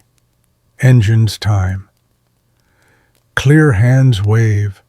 A starter coughs one cylinder, then two, then the whole row catches, and the sound goes from apology to promise. The prop blurs a silver saw cutting Sunday into steady slices. The second engine follows exhaust licks the water, and the hull shivers like a big dog shaking off a hose. The bow mooring is slipped. A boat hook nudges the nose straight. The pilot feathers throttle, and the Catalina idles out, leaving little commas of ripples on a paragraph-smooth lagoon. Joke 1 leans over the throttles. The co-pilot swears the left Pratt and Whitney is a better conversationalist. The engineer says both will talk your ear off if you forget to feed them. The launch is a glide, first rudder, and a touch of throttle past other birds in neat rows. At Kaneohe, hulls crowd mooring buoys like gulls on a piling. At Ford Island, PBYs sit with wheels. Under them, amphibian legs, giving the impression of boats trying on shoes. You wave at another crew taxiing, in one man holding a paper bag, like treasure. A bakery run, obviously because patrols respect carbohydrates. Flaps droop. The pilot lines up with the wind nose into the Ripples Chex mixture. Rich props, fine wings, clear. Throttle forward, and the water hardens under you, spray climbing the windows in tall parentheses. The hull starts to plane. A little back pressure, a little patience, and the Catalina lifts, unbothered, the sound dropping an octave as the step leaves the sea behind. The island peels away the green folds of the Koolaus to port the white line of surf on outer reefs. To starboard, the harbor, a glinting circuit board of ships and piers that looks completely uninterested in drama. You climb through 1,000 feet level, at 2,000, then 3,000, and settle into the patrol's first leg. Sector charts say south today broad, wedges out toward the channels everyone assumes matter. Mainstream fact sits in the right seat map clip on the morning of December 7th. Several Catalinas were in the air, on routine patrols, mostly south and west of Oahu, the northern approach where danger gathers, even now, was thinly watched or not at all. Many PBYs at Kaneohe and Ford Island remained moored or parked. When the attack begins, they will be caught wingtip to wingtip, most destroyed on the water or burned on the ramp within minutes. You swing onto heading, and the routine settles its soothing net. Gauges in the green, mixture lean to whisper, oil temps contented, the engineer logs every 10th minute like a prayer bead. The navigator calls drift and revises ground speed with a pencil that seems to prefer good news. The blister gunner scans.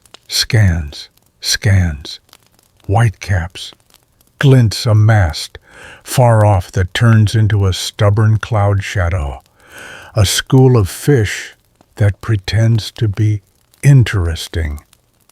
You learn to read the ocean's grammar slicks that mean current scum lines, that mean convergence, a V-wake arrowing nowhere important. Joke 2 floats in the radio man, claims he can tune Honolulu on his dental work.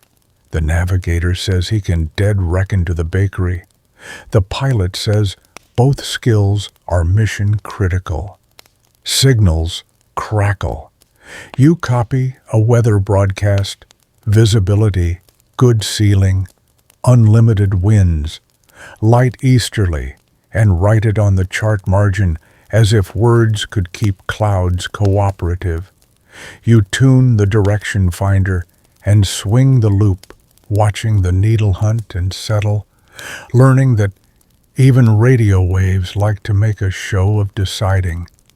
Somewhere behind you, the engineer heats a small can of coffee on a metal plate and passes the cup forward along the narrow aisle, hands, steady knees, bumping ribs with apologies. Quirky tidbit number 2. Catalina crews swear the best coffee comes from setting a tin on the nacelle during pre-flight run-up 5 minutes at 1,000 RPM, and the brew remembers its purpose. Officially, no one admits this. Below, a white dart porpoise trails a bow wave like chalk on slate. A shadow slides under your wing, your own reflection, perfect and ridiculous. The airplane pretending to be a fish. Far ahead, a smudge on the horizon resolves to a ship. The gunner calls bearing. The pilot banks gentle. The radio man warms the key. The navigator sharpens his pencil. It's a fishing sampan brown sails crew who wave like men, happy to be boring. You dip a wing flash the Aldi's lamp in a courtesy message. Visual contact all well, and receive a lazy wave in reply that says, in maritime dialect, it's Sunday. You log the time position course and the sampan's agreeable lack of espionage. The routine, when done right, becomes a meditation. Turn at point A. Set heading for point B. Drift 3 degrees. Right. Note a slick at 12 o'clock. Adjust for sun glitter that wants to impersonate everything. On your knee, the chart grows a spider web of pencil lines and tidy notes. On your tongue, the coffee grows cooler and slightly more honest. On the radio static writes intermittent lace. Historians still argue whether a heavier patrol schedule, more Catalinas, more sectors, especially north, could have detected the carrier force in time to scramble distant attacks or at least ring the island's bell. Whether fuel crews and command emphasis made such coverage impossible on a Sunday, and whether the ocean's breadth makes hindsight better at flying than men who had to pick headings with real fuel in real tanks. You still catch the odd rumor from the net. A destroyer outside the harbor ward reports a submarine contact just after sunrise, depth charges, dropped oil sighted. A PBY on another leg answers, with its own splash depth charges at a periscope near the entrance, but the chatter is thin, the edges fuzzed by routine and range. You file it under check later, the way the harbor does, because your leg still has 20 minutes before the next turn, and the ocean insists you mind your lane. Mainstream fact fits lightly. Ward engaged and sank a midget submarine around 6:37 a.m. A PBY crew also attacked a suspected sub offshore. Timing and exact positions still spark debates among timeline connoisseurs. You bank at the far point, and the island reappears low and green, as if it never considered being otherwise. The ko'olaus throw blue ribs across cane fields. Sunlight hardens on the harbor like a shield. You call the turn, red back, the next leg adjust mixture, and let the Catalina's long wing do what it was built to do, carry patience across water. Joke 3 idles through the cabin. The blister gunner says he's spotted a new enemy, sun glare, and requests immediate issue of sunglasses. The engineer grants the requisition by tipping his cap brim lower. The last minutes of the leg stretch like warm taffy. You slide a finger along the chart to the corner labeled Home and feel the comfort of a heading that returns coffee cups to sinks. The lagoon glimmers. The ramp looks small and precise, an ironed handkerchief waiting on a dresser. You key the mic to announce approach, hear your own voice come back through the cabin like a familiar footstep. The water below shows cat's paws where the trades think about freshening. You set flaps, ease power back, and feel the hull reach for its reflection. The spray leaps, the floats hiss, and the Catalina settles into its element with the relieved sigh of a bird that still trusts water more than air. You taxi in, under the wing's shade. Men on the ramp wave and catch lines, boots squeaking on wet concrete. Engines wind down, roar to rumble to a neat clicking silence. The sudden quiet is so complete you can hear the slap of small waves under the hull and the soft chime of a wrench dropped onto a deck plate somewhere aft. You log the leg, the contacts, the weather, the boredom, the coffee, the sampan's cheerful existence. The pilot draws a short line through the last point and taps the pencil once. The lagoon gleams. The chairs at chapel are surely filled by now hymn numbers behaving themselves. You breathe, stand stretch under the wing where shade smells like aluminum and sunblock. Above the ko'olaus, a thin line on the far blue looks like nothing at all. You squint. It stays thin and far. For exactly a handful of breaths longer, routine keeps its promise. You walk the channel edge, where the ocean tightens its belt to enter the harbor, and the morning here has a different voice, less bakery, more tide. The submarine net hangs in the throat like a careful throat lozenge, steel mesh, slung on buoys, cables, running to winch houses, a hinged gate panel that swings when told and sulks when not. The gate crew moves in slow, sure steps, boots ringing on metal grating hands, gloved against wire splinters that remember every ship that ever brushed them. A petty officer touches the pelican hook that keeps the gate latched, a forged beak that bites shut and opens with a smart flip of a toggle, and you admire the elegance of a fitting that knows its own nickname. Quirky tidbit, the crew rubs white lead or red-dyed grease on critical links. When the hook closes, the smear prints a neat line that shows at a glance whether the bite took clean. Engineering, but make it visible. The tide bumps the net with the politeness of a big dog pressing a screen door. Buoys nod cables, hum. A bell in the winch house gives a test ding that sounds like a very small lighthouse clearing its throat. The coxswain on the net tender warms his diesel and watches the gap the way a barber watches a razor. Open. Just enough. Never casual.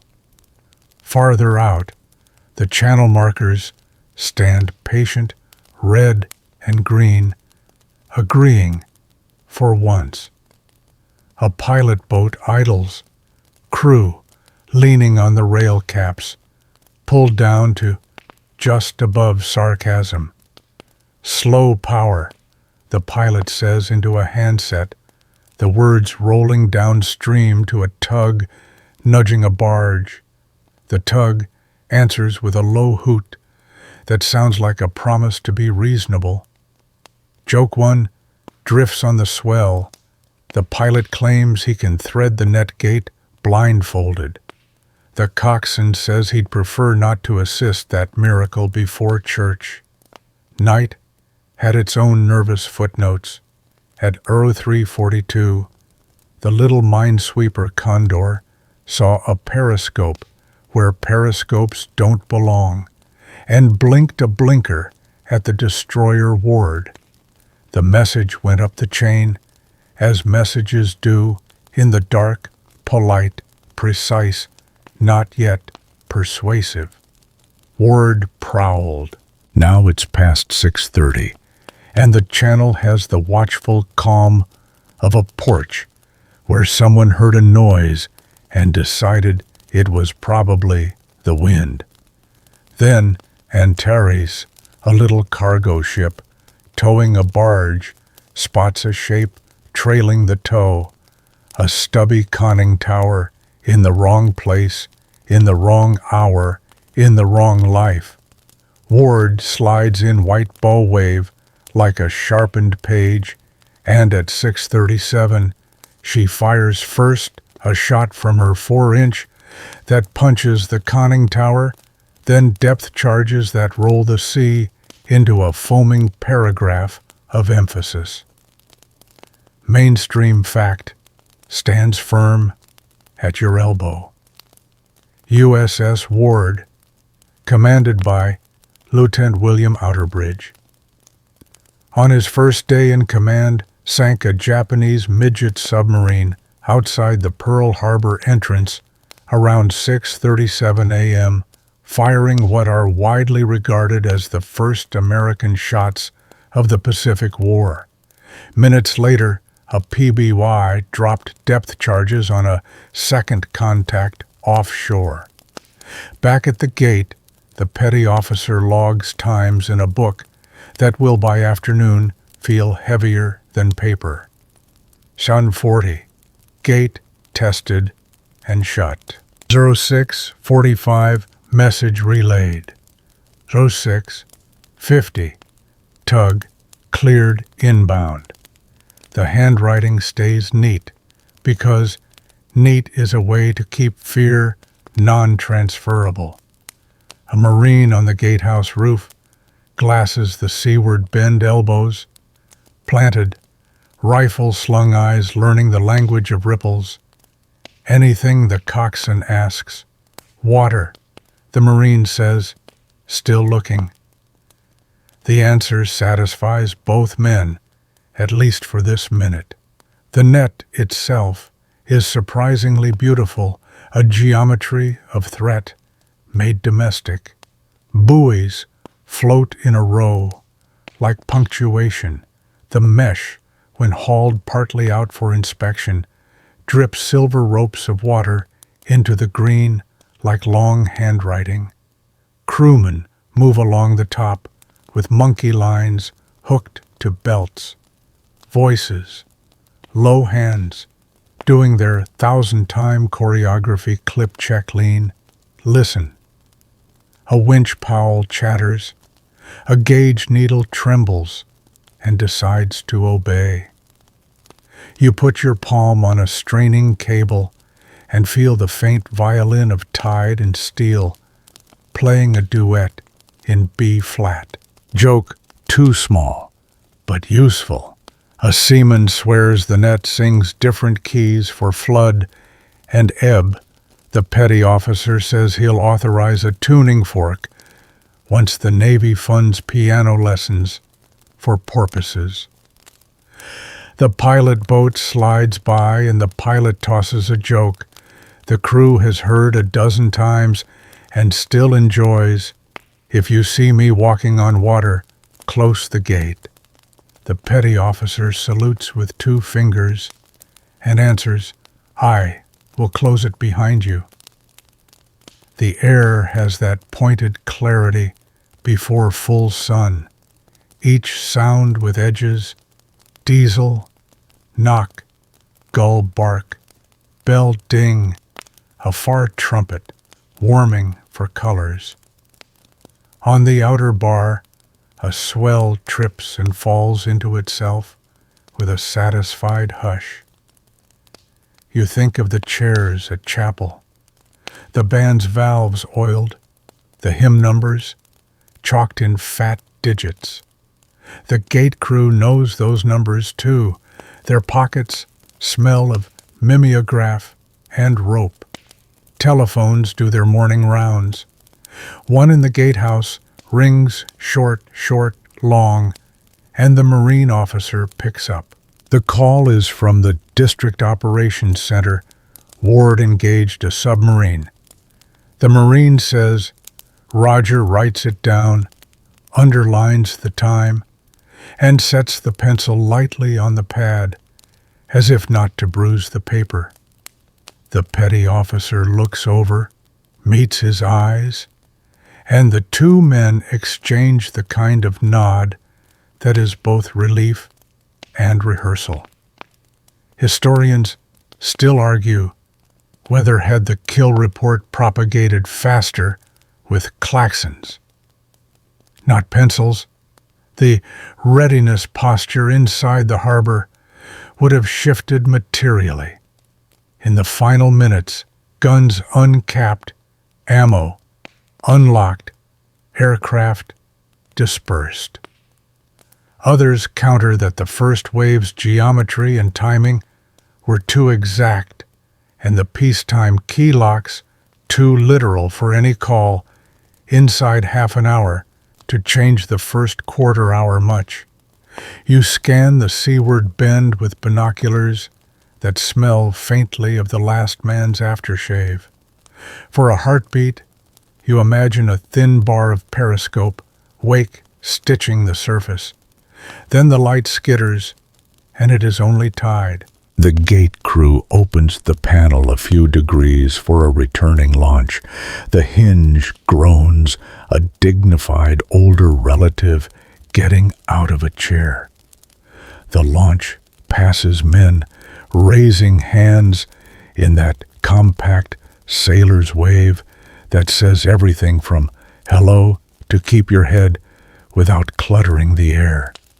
The pelican hook bites closed again, red grease line, perfect. The petty officer smiles small and proud, because clean closures are a kind of prayer. Closer to the entrance buoy, a PBY drops low circles and drops a pair of fat splashes that blossom into white towers. The depth charges walk down, a suspicion. The sound arrives late, muffled, a thump in the bones more than the ear. The Marine lowers his glasses, writes air attack on subcontact offshore, and underlines it once. You feel the island tilt barely, but enough that the coffee in your stomach pays attention. A breeze riffles the logbook's edge and lands the corner of a bulletin against your wrist. The purple date stares up December 7th, 1941, and you press it back down gently, as if to keep the day from lifting. A gull lands on a buoy and assumes the posture of an inspector conducting a surprise evaluation of the Pacific. The coxswain tosses it a breadcrumb crumb, and the bird declines, preferring dignity to carbohydrates. Beyond the horizon is a straight, innocent line. Closer, the water is a speculative gray shot with gold. You can just hear, carried oddly by the wind, a faint practice ting of a ship's bell upriver. And if you imagine a little, the breath before a bugle note, Joke 3 stands with you at the rail and says softly, "If nothing happens, we'll say the net did its job." You nod. If something happens, the net will still be doing its job. It's the rest of the island that will be asked to change careers in a heartbeat. The petty officer signs the bottom of the latest entry blotter pad, whispering, "Gate secured." The words look harmless and incredibly brave. He taps the page once with the tip of his pencil. The Marine on the roof adjusts his sling glass to horizon jaw, set to neutral. A tug hums by pushing a barge that smells like creosote and plans. Far upriver, a band inhales a shared breath, and a bosun's pipe raises its thin silver blade into the air. You breathe with them, with the net, with the tide, with the little pencil line that says, "A destroyer, fired at dawn," and the day wrote it down. For another small cluster of seconds, the gate is shut, the harbor is open, and the island floats between two sentences that have not yet chosen their verbs. Far north of the island, you've been strolling decks, rise and fall, on a long patient swell, the color of steel, deciding whether to be blue. 6 flat cities travel together, Akagi and Kaga, Soryu and Hiryu, Shokaku and Zuikaku, their wakes braided like quiet handwriting. You pad along a catwalk in felted silence, breath ghosting in the red gloom of a hooded lamp, and the air smells of cold sea, hot oil, and canvas that remembers orders. Radios keep their mouths buttoned. Signal lamps practice discretion. Even boots learn to become rumors. The fleet's name is Kido Butai, the first air fleet, and tonight it behaves like a single creature with 6 hearts, timing the same resolve. Mainstream fact grips the railing. With you, Vice Admiral Chuichi Nagumo leads the strike force, having slipped from Hitokapu Bay in the Kurales on November 26th, refueled under gray weather, and now sits roughly 230 miles north of Oahu, preparing to launch the first wave a little after 6, so that the island hears its new morning at 7:48. Below the island of a deck, hangars breathe. Mechanics check fuel caps with fingertips safety wire, with glances, fabric tapes, with the reverence of men who know a seam is also a prayer. Torpedoes slung under Nakajima B5N. Kate bombers wear wooden fins. Shallow run fairings bolted on, so the fish will enter the harbor like polite guests and not nose first into mud.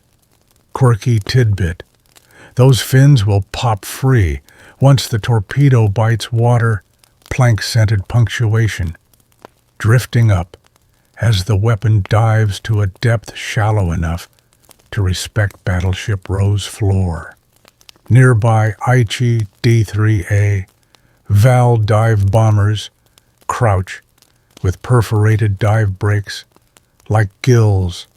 Mitsubishi A6M Zeros sit slim and predatory wings, wiped with rags that smell faintly of gasoline and rice. In a briefing space, dimmed to red, pilots gather around a chart that looks like a carpenter's plan headings, penciled in tidy strokes, altitudes, notched like stair risers, turn points crisp enough to cut a finger. Commander Mitsuo Fuchida traces lines with a baton and a voice tuned to stillness. First wave, 183 aircraft, torpedo bombers, level bombers, dive bombers, fighters. Second wave, 171, approach low and high sectors, layered like careful music. Initial targets, ships and airfields. Report surprise with the word that means tiger. You copy the structure into your nerves route in from the north split and spill the harbor, swallowing shadows, while the airfields wake to the wrong music. Historians still argue whether Nagumo should later have ordered a third strike against tank farms, dry docks, and submarine facilities, targets that would have made recovery slower and costlier, or whether fuel search risk and the missing American carriers made withdrawal the better arithmetic. Pilots, warm hands around enamel mugs, steam-kissing scarf cloth. Someone unwraps rice balls and pickled plum, and the smell of breakfast travels the way memories do, fast, quiet, accurate. Luck rides everywhere. Senninbari belt stitched with 1,000 tiny knots. A Netsuke fox tied to a map board. A coin tucked under a seat cushion that rattles once like a tiny gong. Joke, one circles low. A young flyer pats his 1,000-stitch belt and says he's technically wearing 1,000 mothers. His leader answers, "That one is quite enough. Now tie your harness." On the flag bridge, Nagumo stands with Isoroku Yamamoto's words folded behind his eyes. The order about climbing Mount Niitaka, the message that fixed the date, the expectation to strike hard and vanish before fate starts asking questions. The sea is good. The wind favors flight decks. Clouds write thin cursive at heights that won't interfere. The barometer minds its manners. A staff officer checks the Dawn's equation launch intervals, recovery windows, the dance of 6 decks that must not step on each other's feet, and nods, the sort of nod you give a machine you built in a dream and now must run with real fuel. Another officer, half asleep from reading code logs in red light, rubs his eyes and imagines a map line from this place to Midway, months from now, without knowing why the thought chooses him. Historians still argue the exact shades of Nagumo's caution versus Yamamoto's appetite, and how that balance vibrated on this deck in the minutes before commitment. The ocean keeps the secret with professional pride. A bosun's whistle here would sound like heresy. Instead, hand signals carry, and the only whistles are the short breaths men take before lifting chocks. A zero taxis forward, tail shimmying wingtip man, walking with one palm up, two fingers, ready to tap stop into aileron. A Kate follows torpedo, slung like an intention. The torpedo's nose cap shines like a new coin. On the island, the flight officer raises a bat, and the deck becomes a prelude in pantomime. Men crouched, heads turned, eyes on eyes. Out on the gray, a single storm petrel skims low legs, dangling like an ungainly blessing, then lifts and is gone. The fleet ignores omens by doctrine. Fuchida climbs the ladder, coat-flapping flare pistol tucked green for attack. He plans because even surprise prefers a color code. He buckles in, tightens glove fingertips with little snaps, and rests a hand on the coaming as if feeling the airplane's pulse. He will key the transmitter later and send a word 3 times. That means the door was unlocked, the house asleep, and the clock obeyed tiger. For now, he breathes slow and counts backwards from a number that means discipline. On Shokaku's deck, a deckhand taps the spinner of a Val and tells it to behave.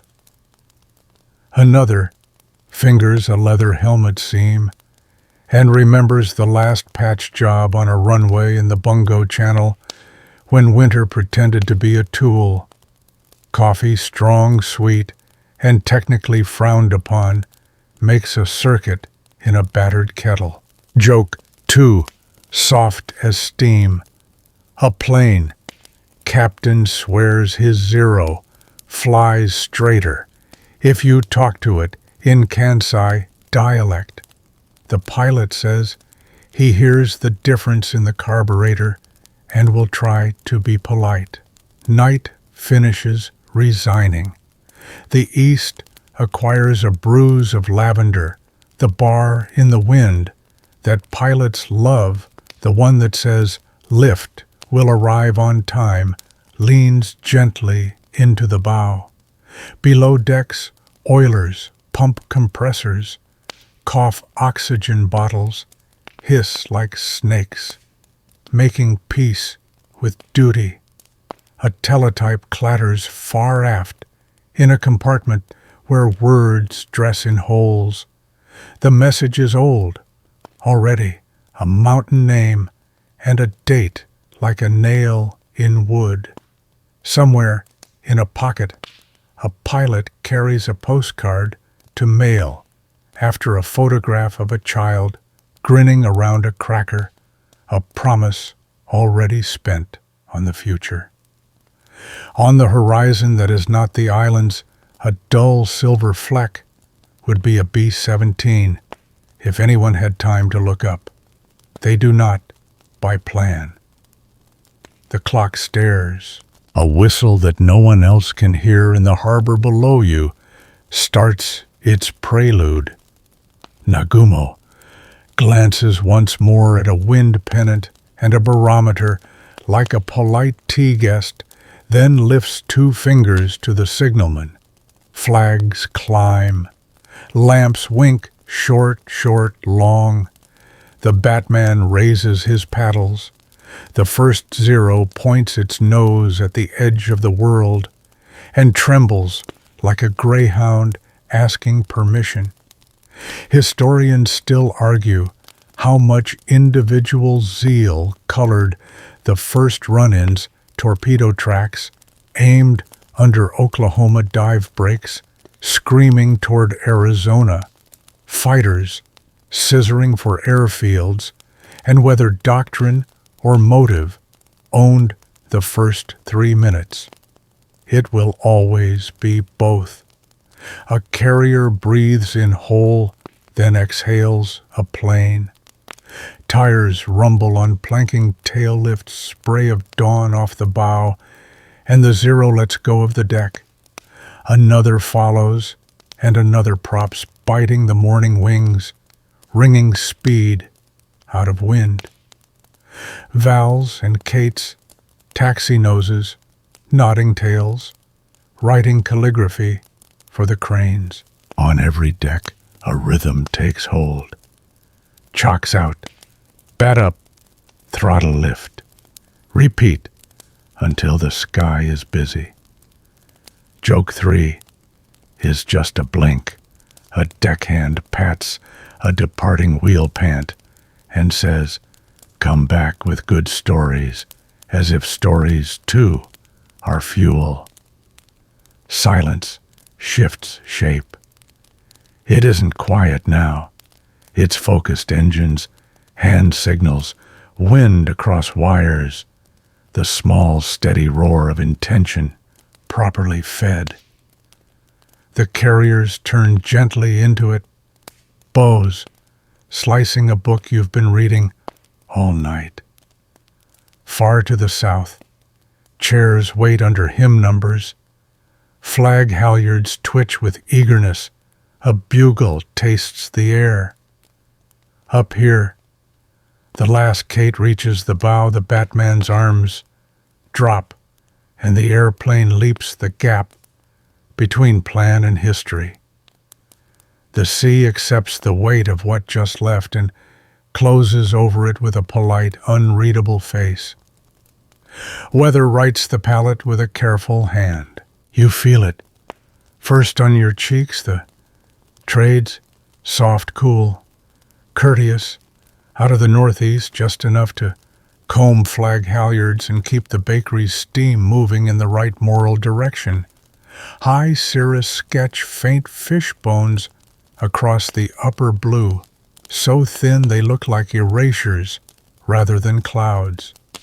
Down low the air is clean, the kind of clarity that lets mountains lay their ribs all the way to the sea. The Ko-Olaus throw long blue sawtooth shadows westward, each ridge a cool finger pressed across cane fields and barracks roofs. The harbor mirrors it all in pewter, then brightens a notch, then two, warning you that by 8 the water will be a sheet of hard light, sharp enough to make squinting a duty. Mainstream fact sits calmly on the pier beside you. The morning is fair visibility, long trades, light, only thin, high cloud conditions, flyers, call Kavyu ceiling, and visibility unlimited, the sort of weather that makes navigation easy, and glare a tactic. Sunrise slides up late for the tropics in winter, a few minutes before 7, and you've watched civil twilight do its gentle rehearsal since just after 6, edging forms out of charcoal into gray, then into color that pretends to be shy. The east brightens like polished brass. The west holds on to yesterday, a breath longer. You can tell the new angle has arrived when the jackstaff shadow clears the bulwark and tiptoes onto the deck like a cat. A bugler licks his lips and squints toward the light, already calculating where the sun will be at to the colors, because a good note prefers not to fight glare. Joke 1 puts on sunglasses. A signalman claims the sun is a spy for the other side. The quartermaster says it spies for whoever faces downwind. You listen to the wind's grammar. It talks to rigging with a soft string hiss, to palm fronds in clacks, to canvas covers in little diplomatic pats. Flags stir, test and settle. The halyard rattles once like a teacup in its saucer. The air off the water smells faintly of iodine and iron, with a whisper of bunker oil warming in lines that remember yesterday's fueling. The light crawls up hull sides, finds draft marks, sets them glowing like chalk. On Ford Island runways, heat hasn't started to rise. The tarmac lies cool and gray, wheels leaving crisp dark circles where dew let go. Out at Kenaohe, the lagoon looks like tempered glass, veined with early cat's paws. Nothing more than the sea clearing its throat. You venture a guess with your face? 10 knots of breeze, maybe less steady from the trades, the kind of wind pilots love when they own the deck. You picture the sun's path across Battleship Row, low at first, pouring light down the fairways of masts and cranes, then lifting into a glare that will turn the water to hammered silver and make shadows under turrets suddenly important. Historians still argue whether that glare gave inbound torpedo crews a precious edge against watchers looking into dazzle, or whether the same sun later helped gunners track dark dots against a pale field. They also argue if the thin cirrus played any real part, hiding, nothing, softening, nothing, simply riding the day like discreet witnesses. The island does small meteorology without noticing. On a barracks porch, a corporal wets a finger and holds it up, then announces to a private that Liberty hats will need chin straps after noon. A PBY crewman looks at the wavelet's direction on the lagoon and predicts a right-to-left swing on landing that will nudge their boat toward the ramp if they don't mind the throttle.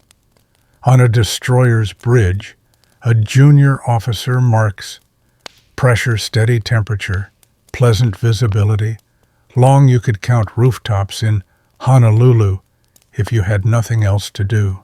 Joke 2 shades his eyes. A torpedo man claims he can set gyro angle by where the sun hits his right ear. The chief says, set it by the book and keep both ears. You notice how light handles steel. Paint that looked flat in darkness wakes with a low sheen. Rust streaks hide for a minute, then confess themselves when the sun finds edges. Canvas gun covers shift from charcoal to dove gray, then to an eggshell color that looks briefly like mercy.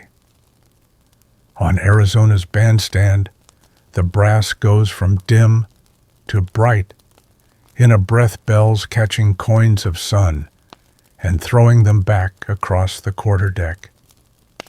The bugler rehearses a last soft A and blinks because the note bounced off a light patch and came home brighter than it left.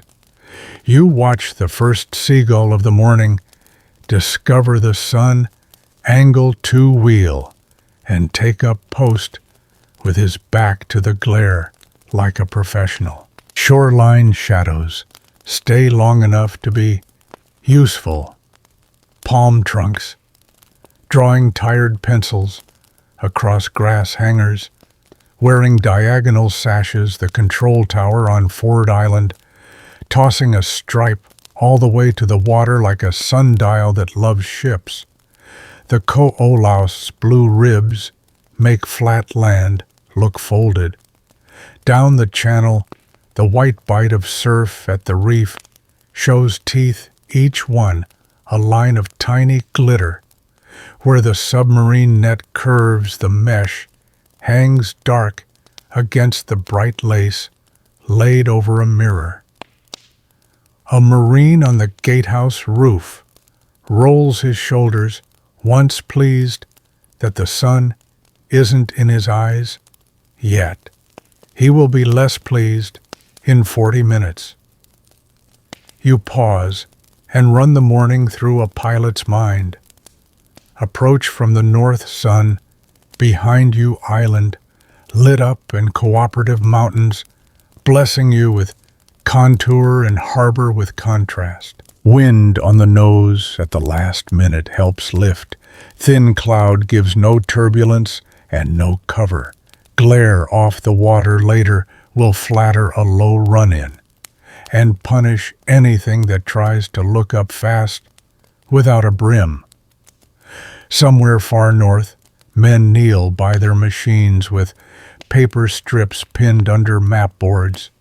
Their sun, your sun sets, the same problem from the opposite side. Keep it at your back, for ships off your wing. For fields, never let the light put you on the wrong side of time. A weather bulletin posts at a duty shack typed, initialed, clipped, winds, NE 8 to 12, visibility, excellent, high broken cirrus, no precipitation expected. A yeoman straightens the page, then lingers a second, because good weather leaves nothing to argue with, and that can feel like fate, choosing a lazy day to be efficient. Historians still argue whether a grimmer sky would have saved anything. Low scud, hiding a first approach, rain, forcing higher altitudes, and worse bombing turbulence, ruining torpedo tracks, or whether the doctrine and surprise were so exact that cloud would only have added smoke to a fire already lit. Light crosses faces with little promotions. A chaplain's glasses suddenly carry rectangles of gold. A Marine Guard's bayonet winks once and then behaves.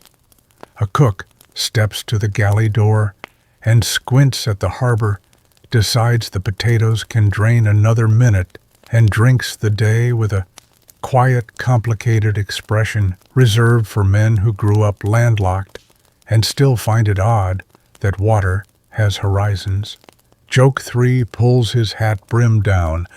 A bosun declares the sun is on report for making his freshly holy-stoned deck look smug.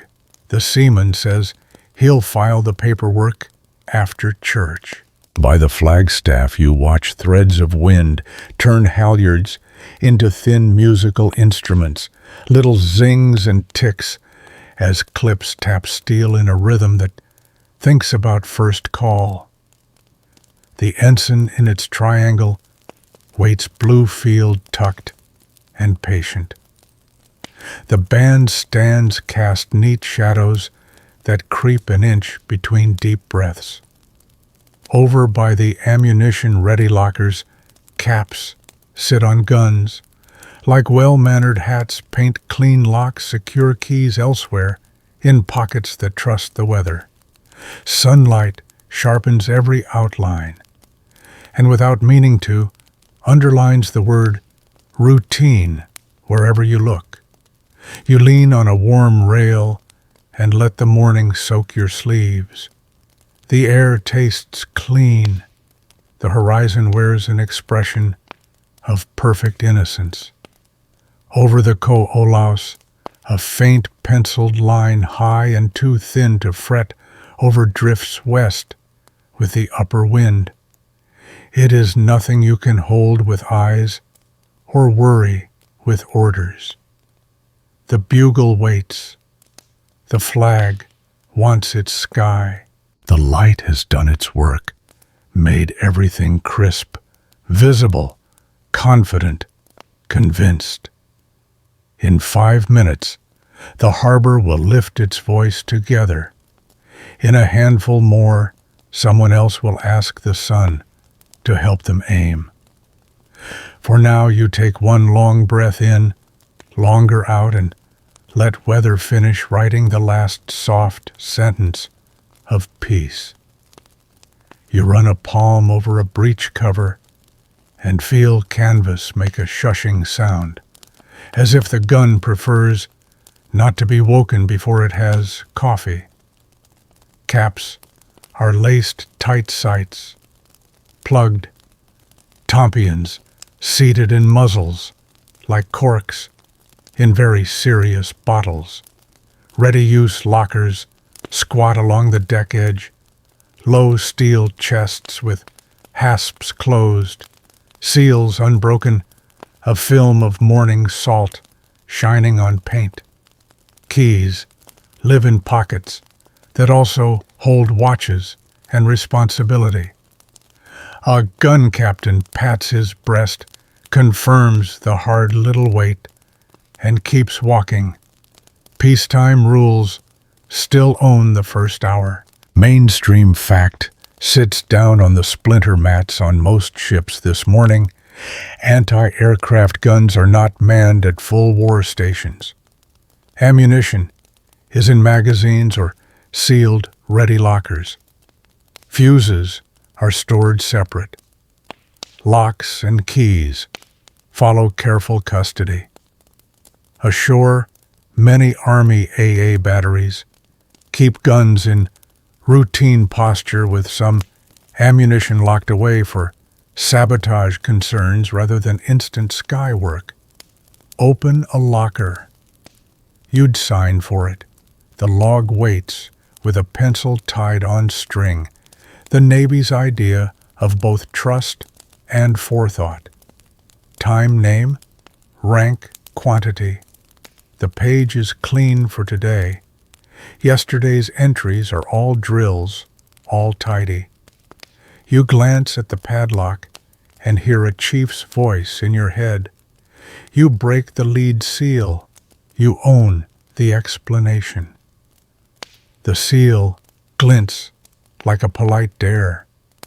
Down below, magazines breathe cool and ordered double doors, sprinkling systems ready to drown a spark in brine red-lined walkways, copper tools hung where steel might strike a rude opinion off a hatch combing. A powder man's shoes squeak just so on the deck soles, meant to respect not only regulations, but the future.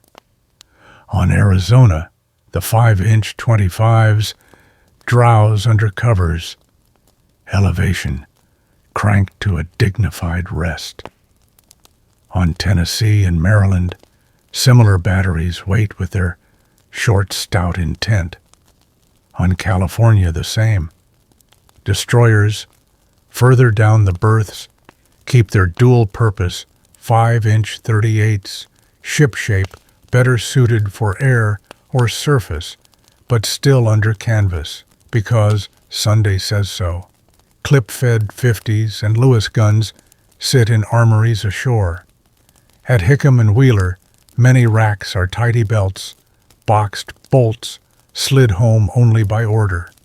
Historians still argue whether the predominant fear of sabotage spies with wire cutters in the night, a laborer with a match pushed aircraft into wingtip clusters and ammunition into stricter locks, making the first minutes of air attack a sprint through procedures that assumed the enemy would sneak, not arrive with sunlight. You stop at a director tower. The rangekeeper inside wears headphones around his neck like a nap he hasn't taken yet. A chalkboard on the bulkhead carries last week's drill numbers, target speed, altitude, fuse settings, ghosted through erasure, soft white fingerprints of practice. Quirky tidbit, some gun captains chalk quick tables right on the inside of ready-use locker lids. 1,000 yards, 3.5 sec. 2,000 yards, 5.3.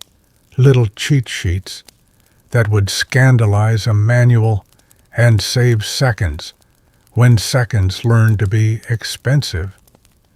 Another quiet superstition, a lanyard tied with a special knot only the captain likes, replaced, if it ever misbehaves.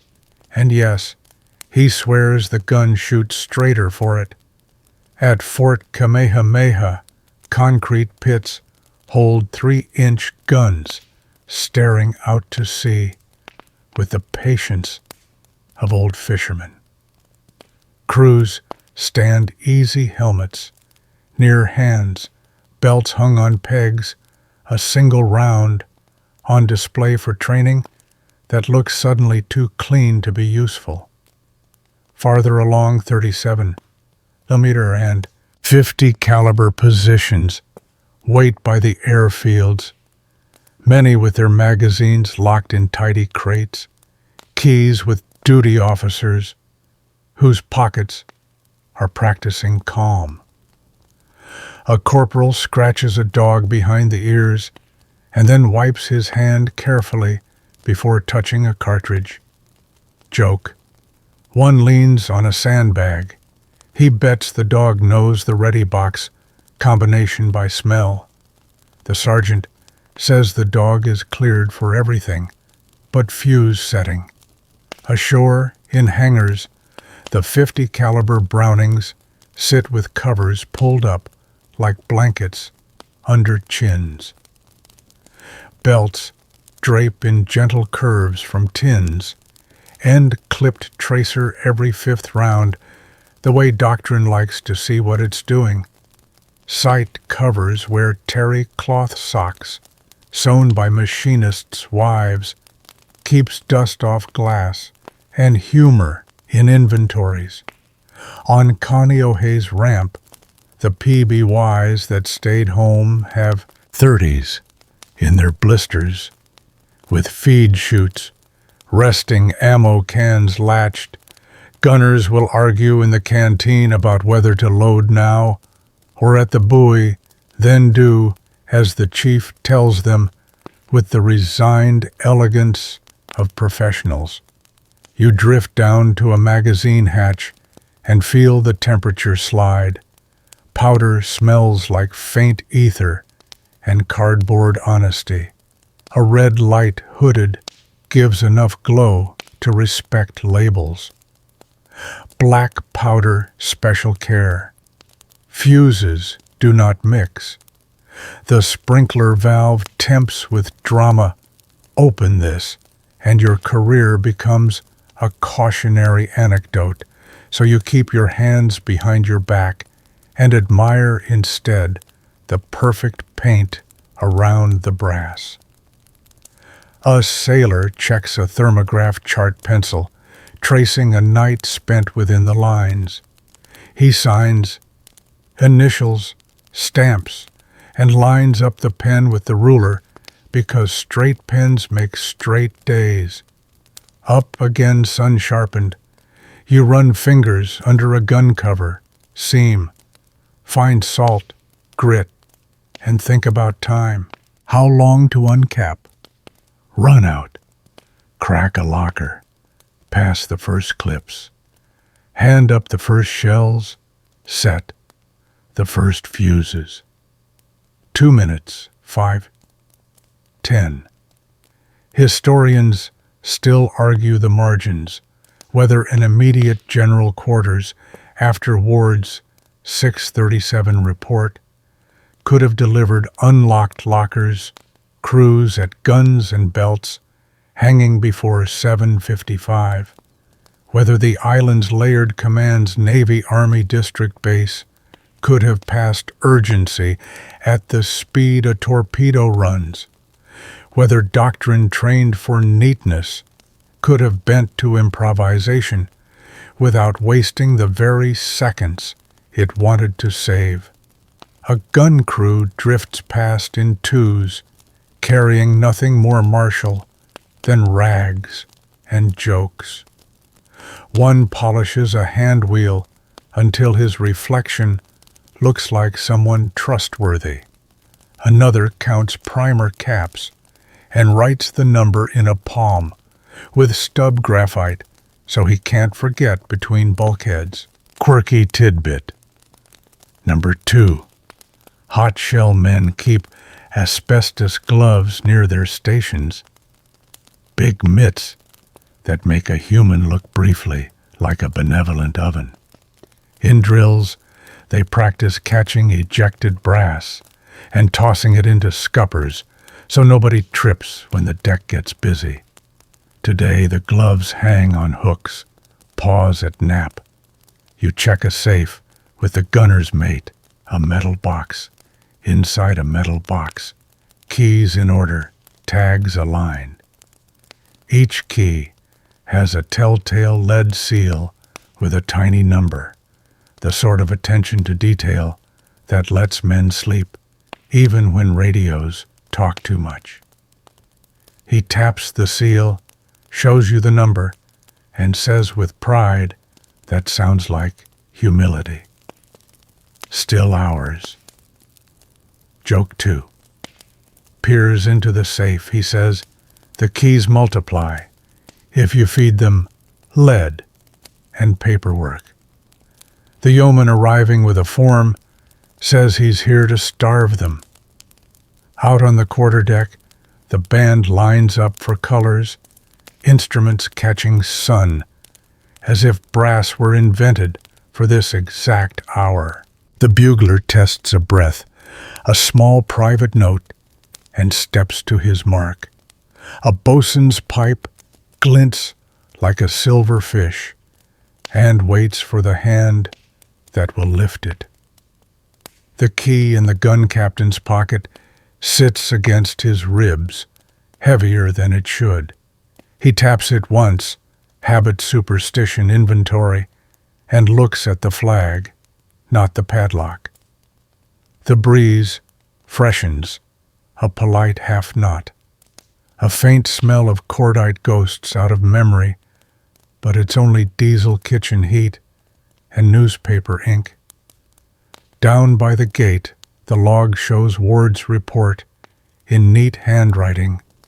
Up here, duty remains grammar correct.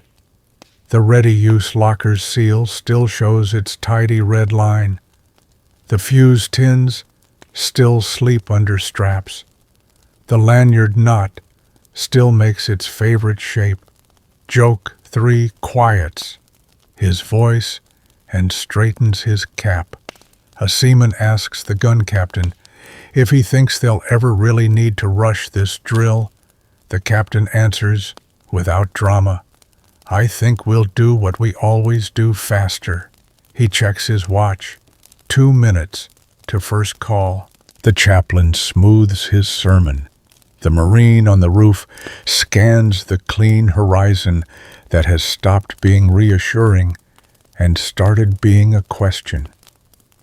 The bugler lifts his horn. The key rests. The padlock waits. The morning, obedient to routine, holds itself perfectly still on the hinge between sealed and open. You step off base and the island changes shoes. Rubber tires give way to steel wheels. The air trades diesel and cordite memory for coffee guava and a hint of fried butter that can make a saint uncross his arms. A Honolulu rapid transit streetcar clatters down King Street trolley pole, tracing sparks from the wire like a kid with a sparkler who promised to be careful. The conductor rings 2 cheerful dings at a stray chicken, which ignores traffic law with complete theological confidence. You hop on drop, a nickel in the box, and the car sighs forward open windows, admitting trade wind and conversation in equal parts. Joke 1 grips the strap. The motorman says he can run the line blind by the smell of bakeries. The conductor replies that Hotel Street alone would send him the wrong way. Porches hum. A ukulele somewhere finds a lazy F and lets it lean into C like a hammock. Waikiki rinses its shoreline with tidy sets. A handful of surfers straddle redwood boards that look like furniture, solid, heavy, practically architectural. One man rides a clean, slow line and steps forward, toes hanging off the nose with the kind of unshowy grace that comes from doing it since childhood. You catch yourself smiling. Duke Kahanamoku's name floats in the morning like sea spray. Even if he's not on the water, the island rides the wave of his legend, evidence that someone can be both fast and gentle at the same time. Downtown, the Hawaii Theater's marquee dozes over Bethel Street, bulbs out in the sun, matinee, times chalked on a sidewalk board, with loops a school teacher would admire. Walt Disney cartoon, Emma and Po, Kettle short feature at 2:15. The operator pastes lobby cards with a broom handle and a bucket, smoothing corners, with the tenderness people usually save for christening babies. The advertiser and the Star Bulletin stack themselves in stands, headlines level fonts, calm. Sports pages talk about footwork, not battle lines. Radio schedules list programs at KGU and KGMB crooners and sermons and an afternoon symphony. Someone circles a broadcast in pencil planning to sit by a fan and let strings do the work of weather. Chinatown is already awake. Stalls spill bok choy like green punctuation. Manapua men shoulder poles with tin steamers that breathe the smell of char siu in polite columns, the lids clicking when the streetcar rattles by.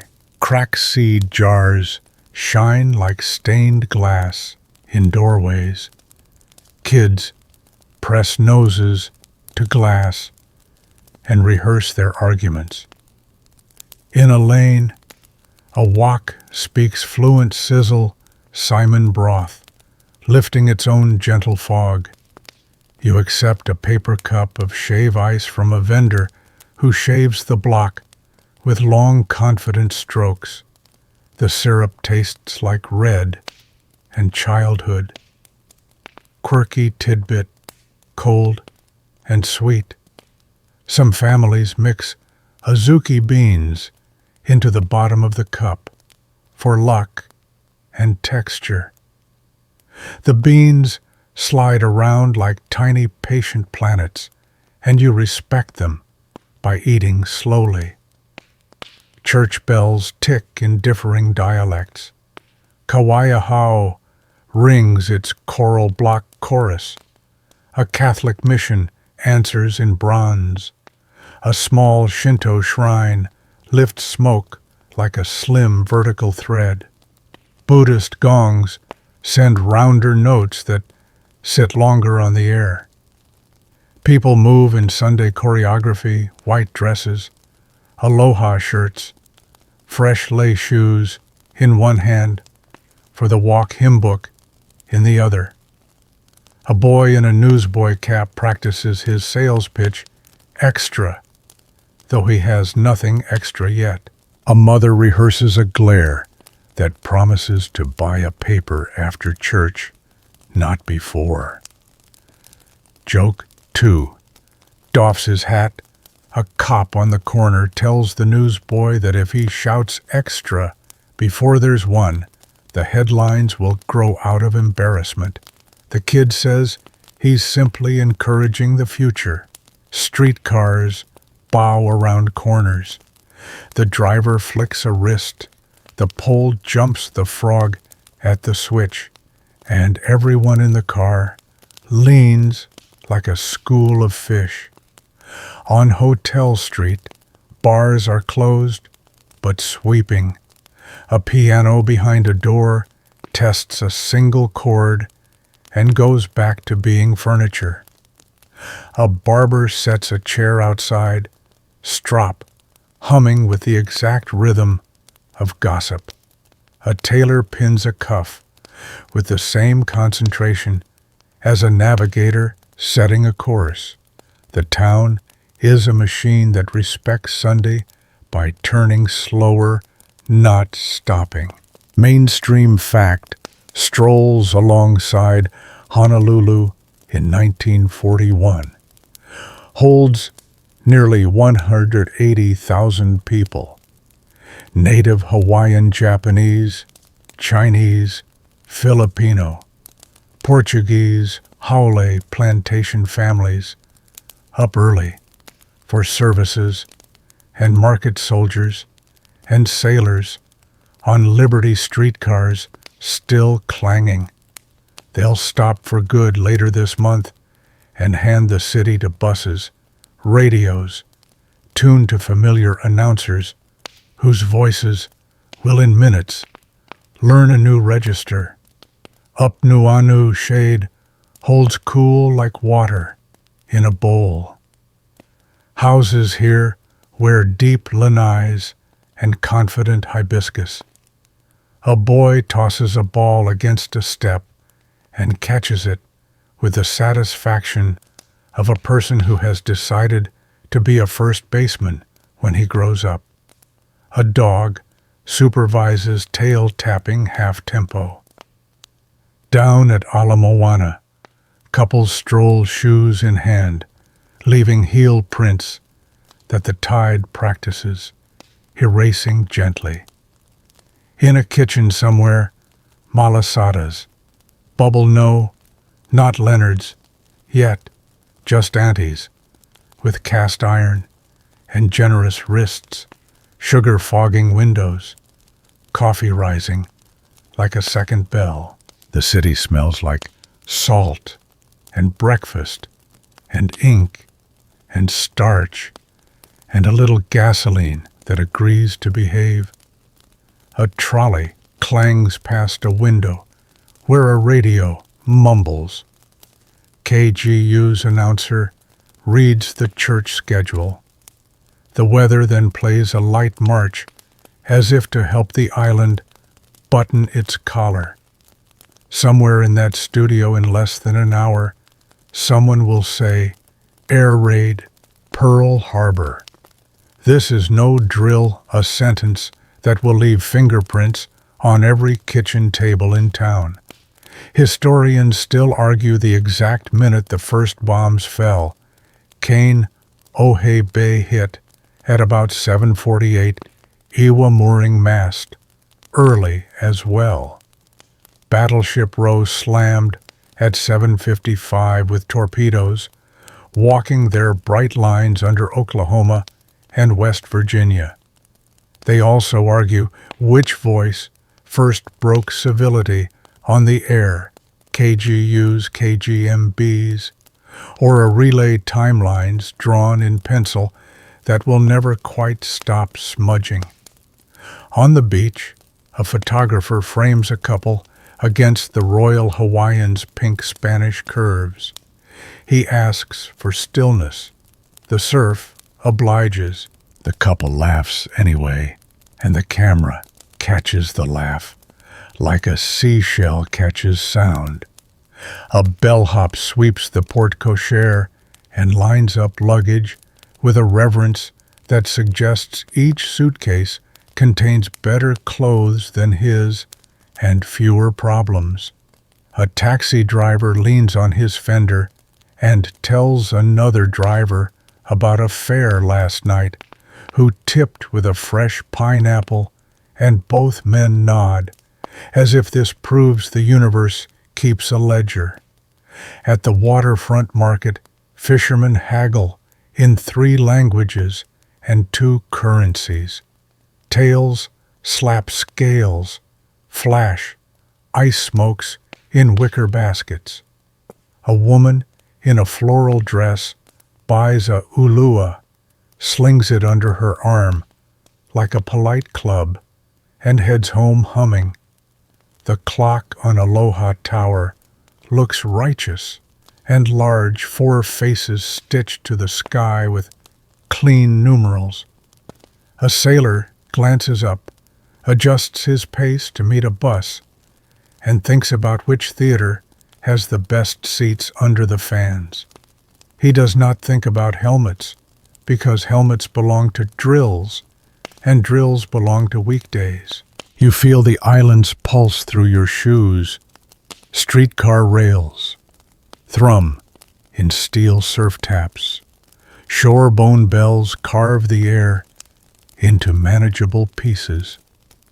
Windows breathe slow. Screen doors clap once and then think better of making a scene. Over all of it, the trades lift and lay the morning, so even and reasonable you want to applaud the weather for good management. A gull drops to inspect a trash can with all the severity of a quartermaster. A mynah bird steals a shine of sugar and scolds no one in particular. Joke 3 sits on a curb and ties his shoe. A man says Sundays on Oahu are so peaceful even the mosquitoes take the day off. His companion slaps his ankle and says the mosquitoes are unionized and working split shifts.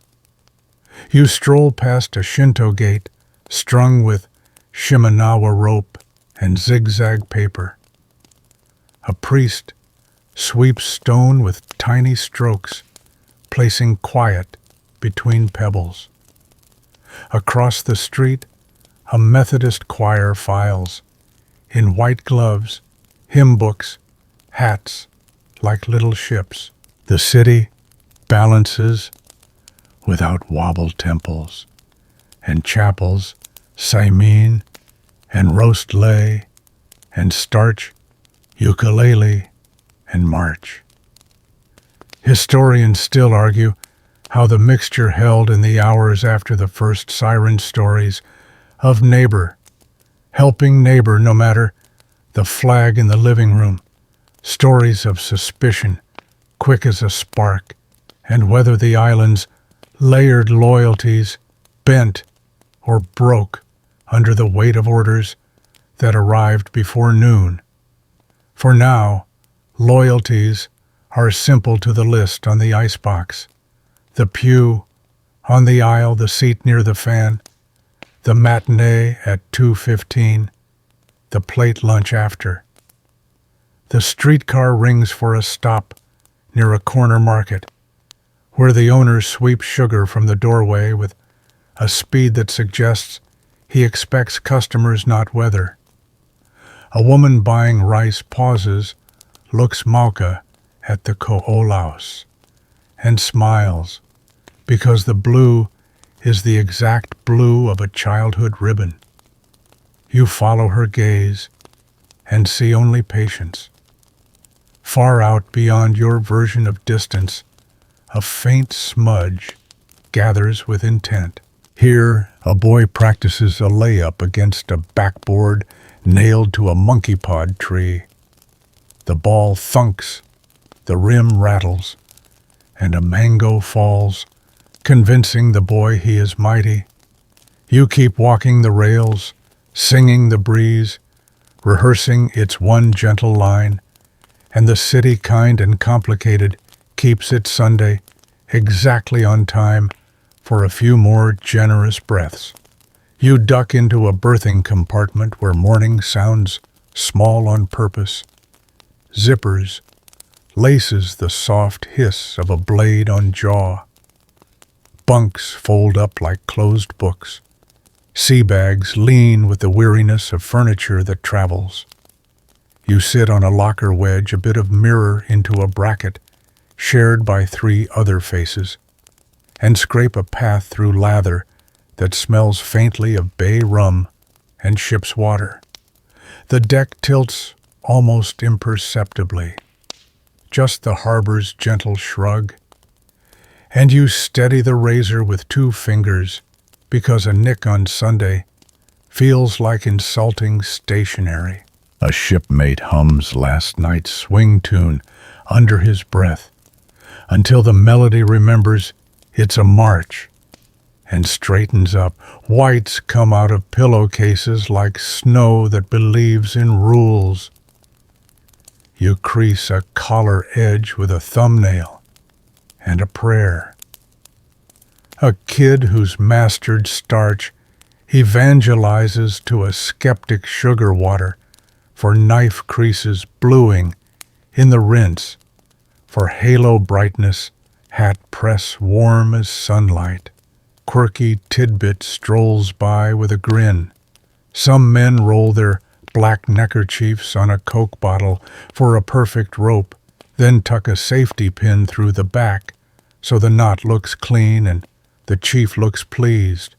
Others keep liberty cuffs, stitched inside dress blues, tiny dragons, or mermaids. You'll never show a petty officer, but might flash in town when the music's friendly. You smooth the scarf, pat the knot, and decide your dragon can nap. Today the chief gets the clean version. Letters finish themselves in little gusts. Dear Mom, dear Sis, my darling. Hey, buddy. Ink finds its favorite pace, and the paper drinks carefully. You confess to cinnamon rolls, boast about the band's win promise to write after divine services and evening chow. You mention the chaplain's sermon title because it sounds like something a mother would like to hear. Peace as a practiced habit. You avoid the rumor you heard at the net gate, the one about a destroyer firing at dawn, because the tone in your head insists on being ordinary. And anyway, the rumor will be cleared up surely by lunchtime. You lick the flap, press your thumbprint like a seal, and address the envelope to a town where winter gnaws the porch rail, and your father still refuses to wear a hat. Boots get attention. Saddle soap works into leather with the same patience you use on worry. A man rubs his shoes until they throw back a small sunrise. Another buffs his leggings and admits he prefers the sound of canvas warming to the sound of a gun breech clacking. Joke one looks up from a knot. A bosun says his shoes shine so bright he could signal the tower. The signalman says, "Please don't. You'll blow the schedule." You all laugh. The low, loose laugh that comes just before a bugle straightens your spine for you. You climb a ladder and step into a passageway where air tastes of paint brass polish and the invisible mint of someone's shaving soap. A chief pats a bulkhead affectionately after checking a fire plug. Hands know the difference between paint that's new and paint pretending. On the mess deck, late eaters cradle coffee as if it were a small animal. SOS glistens. Bacon cools to the exact state where it snaps and apologizes. Toast hangs over the edge of plates like abandoned architecture. Mainstream fact sits down at the end of the table and folds its napkin. Many sailors and soldiers are at breakfast in this half hour. Others forming for colors, still others walking to chapel. By 7:55, the minute Battleship Row will learn a new verb. Galley crews will be scooping eggs. Buglers will be lifting horns. And duty officers will be counting seconds to 8. That convergence will make the opening punch land in kitchens and on quarterdecks at once. Down in a tiny shop, the ship's tailor runs a line of white thread through a man's name stenciled on a jumper needle flashing knot, tucked so neat, you'd swear the fabric did it itself. Across the bench, a machinist's mate tightens screws on a clarinet's key with a jeweler's loop, because a sticky pad can insult the anthem as easily as a missed note can insult a cornet. On Arizona, a bandsman oils a valve one last time and wipes the excess with a corner of the funny pages he's finished. Beetle Bailey hasn't been invented yet, but the panels know the face of a private who would rather nap. Keys press into chests, a collective, unconscious gesture. You, the gun captain, the magazine sentry, each man checking the small, hard promise in his pocket. The ready-use locks are still sealed. The sprinkler valves still wear their painted halos. Historians still argue whether early unlocking after Ward's 637 report, after Opana's call, could have shifted the first minutes meaningfully. A few more belts hung, a few more fuses set, a few more 50s barking early enough to make torpedo planes flinch. Others answer that doctrine moved slower than torpedoes, and keys moved slower than doctrine on a Sunday morning. The debate folds and unfolds like a map that refuses to admit the road you want. On the pier, whites catch sun and turn slightly translucent at the edges like moth wings. A man sneaks a dab of hair tonic to tame a rebellious cowlick. Another pinches a pimple as though daring the Navy to put that on his record. A Marine checks his chin strap and offers a stick of gum to a sailor who looks tense, the old inter-service barter that trades leather for salt. Somewhere aft, a typewriter finishes a line and the carriage return dings with such restraint it should get a medal for deportment. You pass a line of sea bags at the rail, names stenciled, rope ends, whipped ready for transfer tomorrow to a ship going into yard time. Quirky tidbit pops out of a side pocket, a short snorter, a bill signed by everyone in a Liberty crew folded and kept for luck. The owner taps it and says it gets longer with every bar. You tuck your own lucky thing. Maybe a pressed plumeria, maybe a shell, maybe a scrap of ribbon from home, back into the safe corner of your wallet where it's been allowed to grow mythic without complaint. A shore patrolman laces his leggings and rehearses the route he'll walk after church. Same corners, same friendly threats. The chaplain walks past bulletins under his arm, reading a line aloud to see if it lands. The quiet we keep is not ignorance, but discipline. He nods satisfied, then pauses to thank the baker for the cinnamon rolls. The baker blushes as if he'd been saluted by a destroyer. Joke 2, pats a tray. The baker claims his rolls could bribe the tide. The net tender, stopping for coffee, says the tide accepts in kind. Send dough. You stop by the ship's office. The yeoman licks stamps with athletic precision and slots envelopes into cubby holes that no men better than some officers do. A JG steps in, asks if his wife's telegram arrived yet. It hasn't. He smiles anyway and says she'll scold him for forgetting the dog's new name. In a corner, a calendar hangs on a nail with 2 dates circled: payday and next Saturday's dance. The pencil is dulled to a hopeful nub. On the fantail, a sailor rubs a scuff off the lectern with the hem of his white and pretends not to hear the petty officer clear his throat in warning. A bugler checks his watch against the bridge clock and then against his own ear's sense of the second hand's weight. A flag detail rehearses the fold with invisible cloth hands rising and falling like breath. You can feel the harbor gathering a pause that has mass. The wind is still kind. The halyard clips tap the staff, softly telegraphing a message only they can read.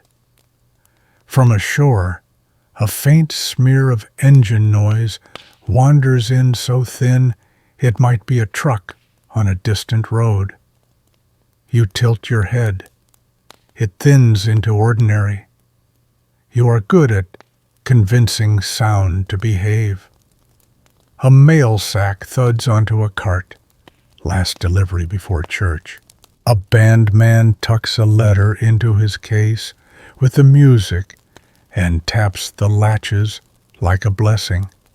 In the galley, the last pan of bacon comes off the fire and someone says, "Save some for the latecomers," with a moral fervor that might qualify as liturgical.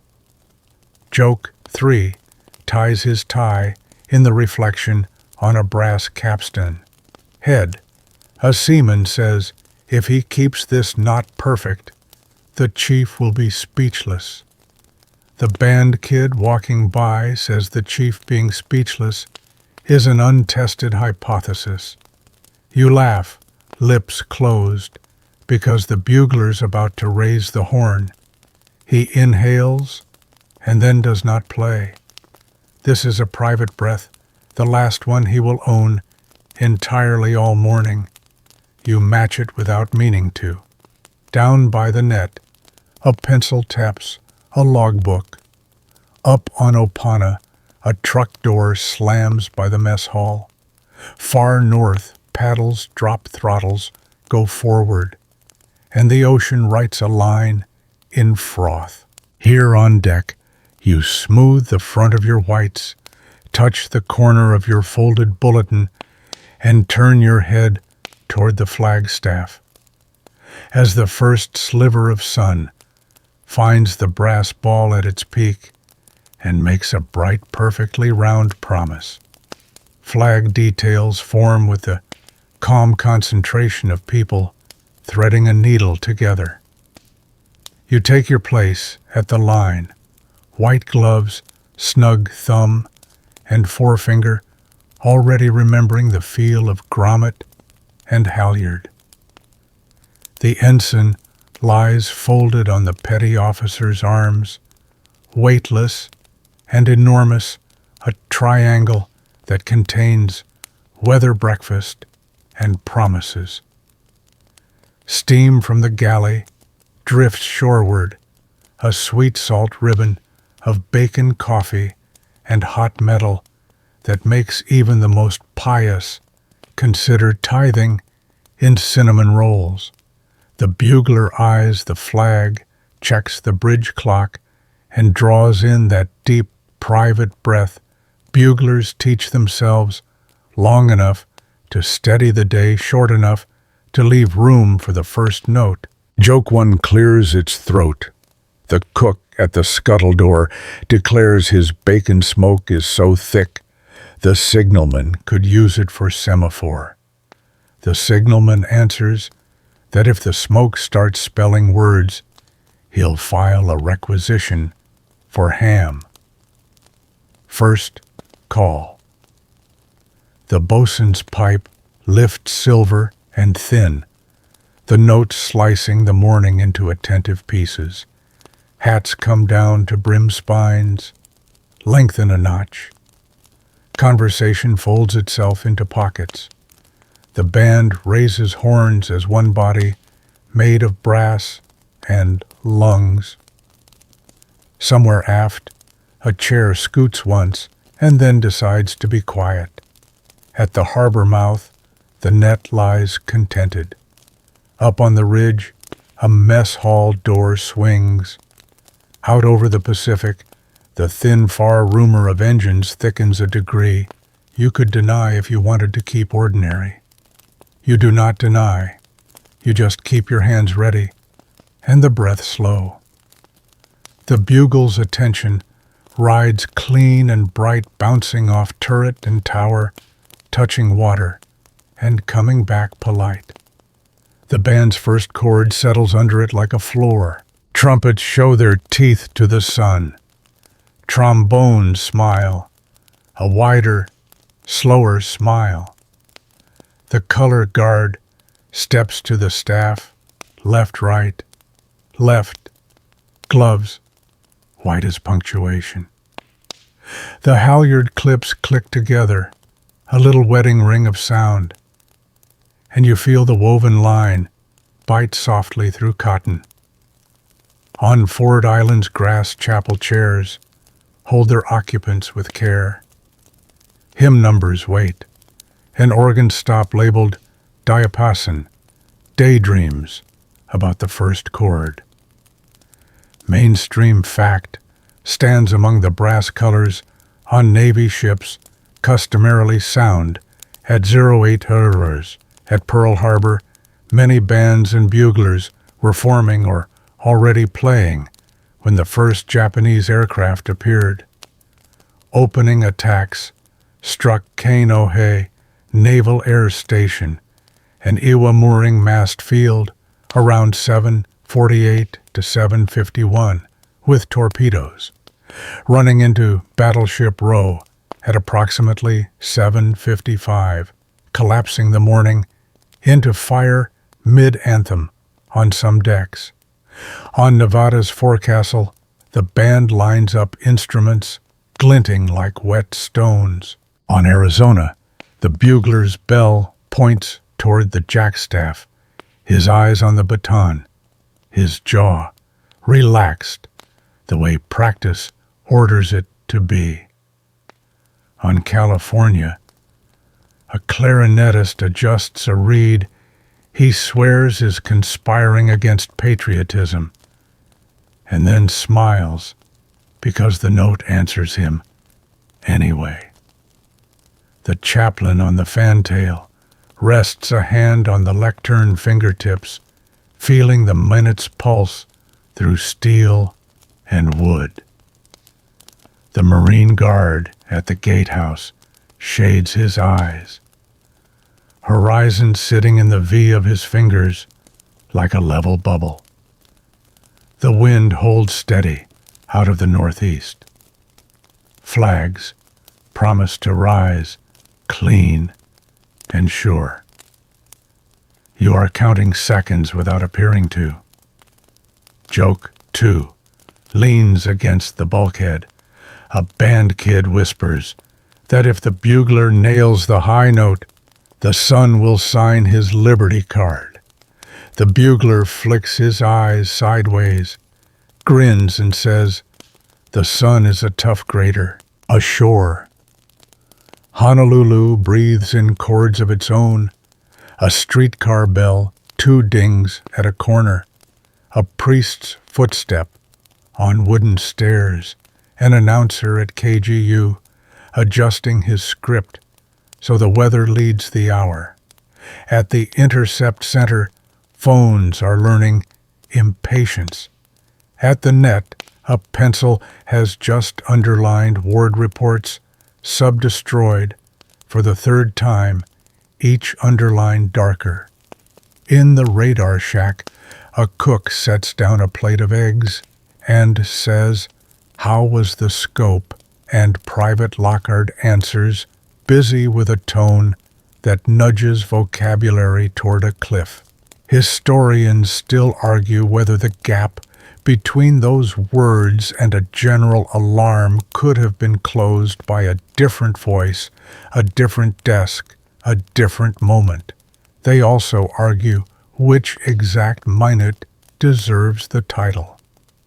First blow the torpedo track under West Virginia, the first bomb at Kaneohe, the strafing at Iwa, or the armor piercer that will find Arizona's forward magazines. colors. The baton drops, and the anthem opens its mouth. The flag leaves your hands silk, turning from weight to lift, as if a tide has it. The halyard rasp sings a braided song through glove cloth. Brass fills the harbor, a sound that always makes water look shinier than physics. On Nevada, a drummer thinks briefly about the beat at Block Arena last night and then exaggerates nothing, because war or peace, a snare's job is tempo and faith.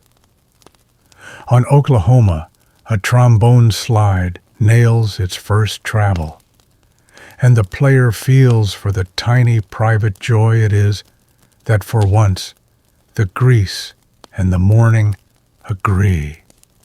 You don't look up at the sun, but you can feel its angle on your cheekbone. You can feel the flag's large, flattered breath. You can feel the deck hum with the band's frequency and the engine's absence. A sound arrives, thin, many-throated, insistent, bent by distance into the pitch of bees.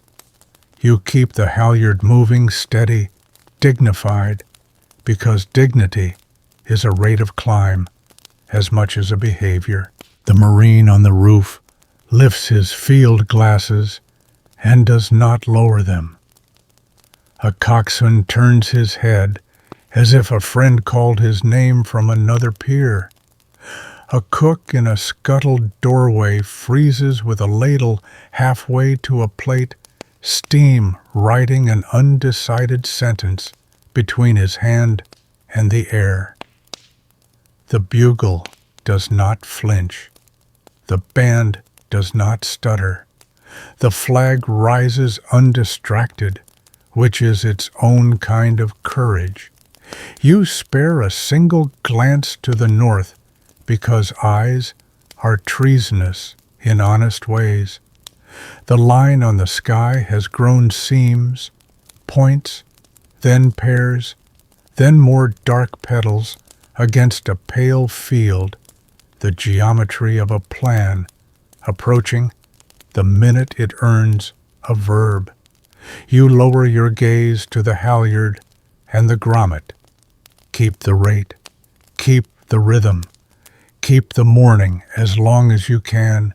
The anthem's bridge climbs, the trombones lift, the trumpets carry, the snare draws a spine under it all. Quirky tidbit tucked under the brass.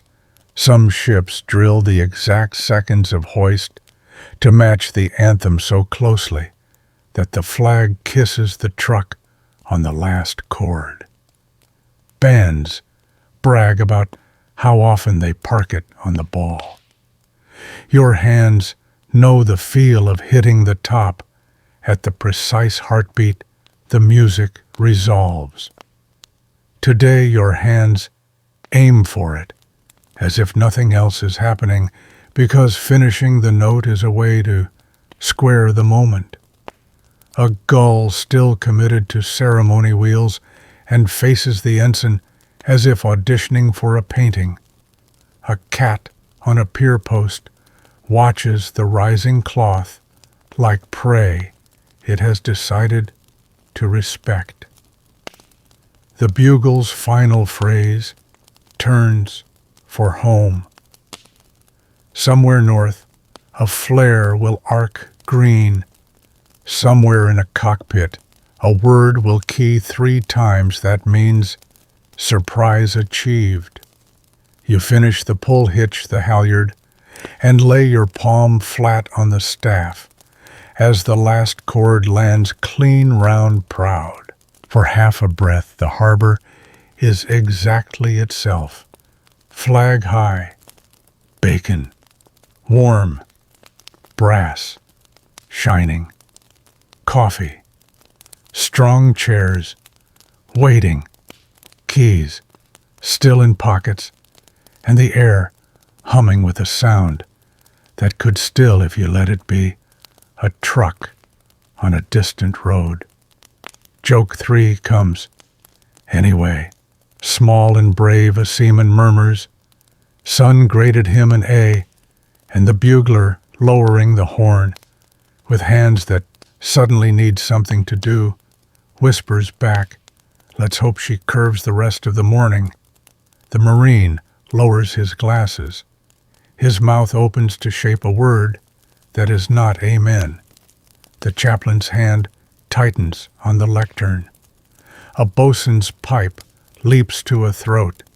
You feel the deck under your shoes change its mind very slightly, the way a sleeping animal flinches before it fully wakes. The flag snaps once in a fresher breath of wind, blue field bright and implacable, and you tuck the halyard cleat hard, as if tying the morning down could hold it where it belongs.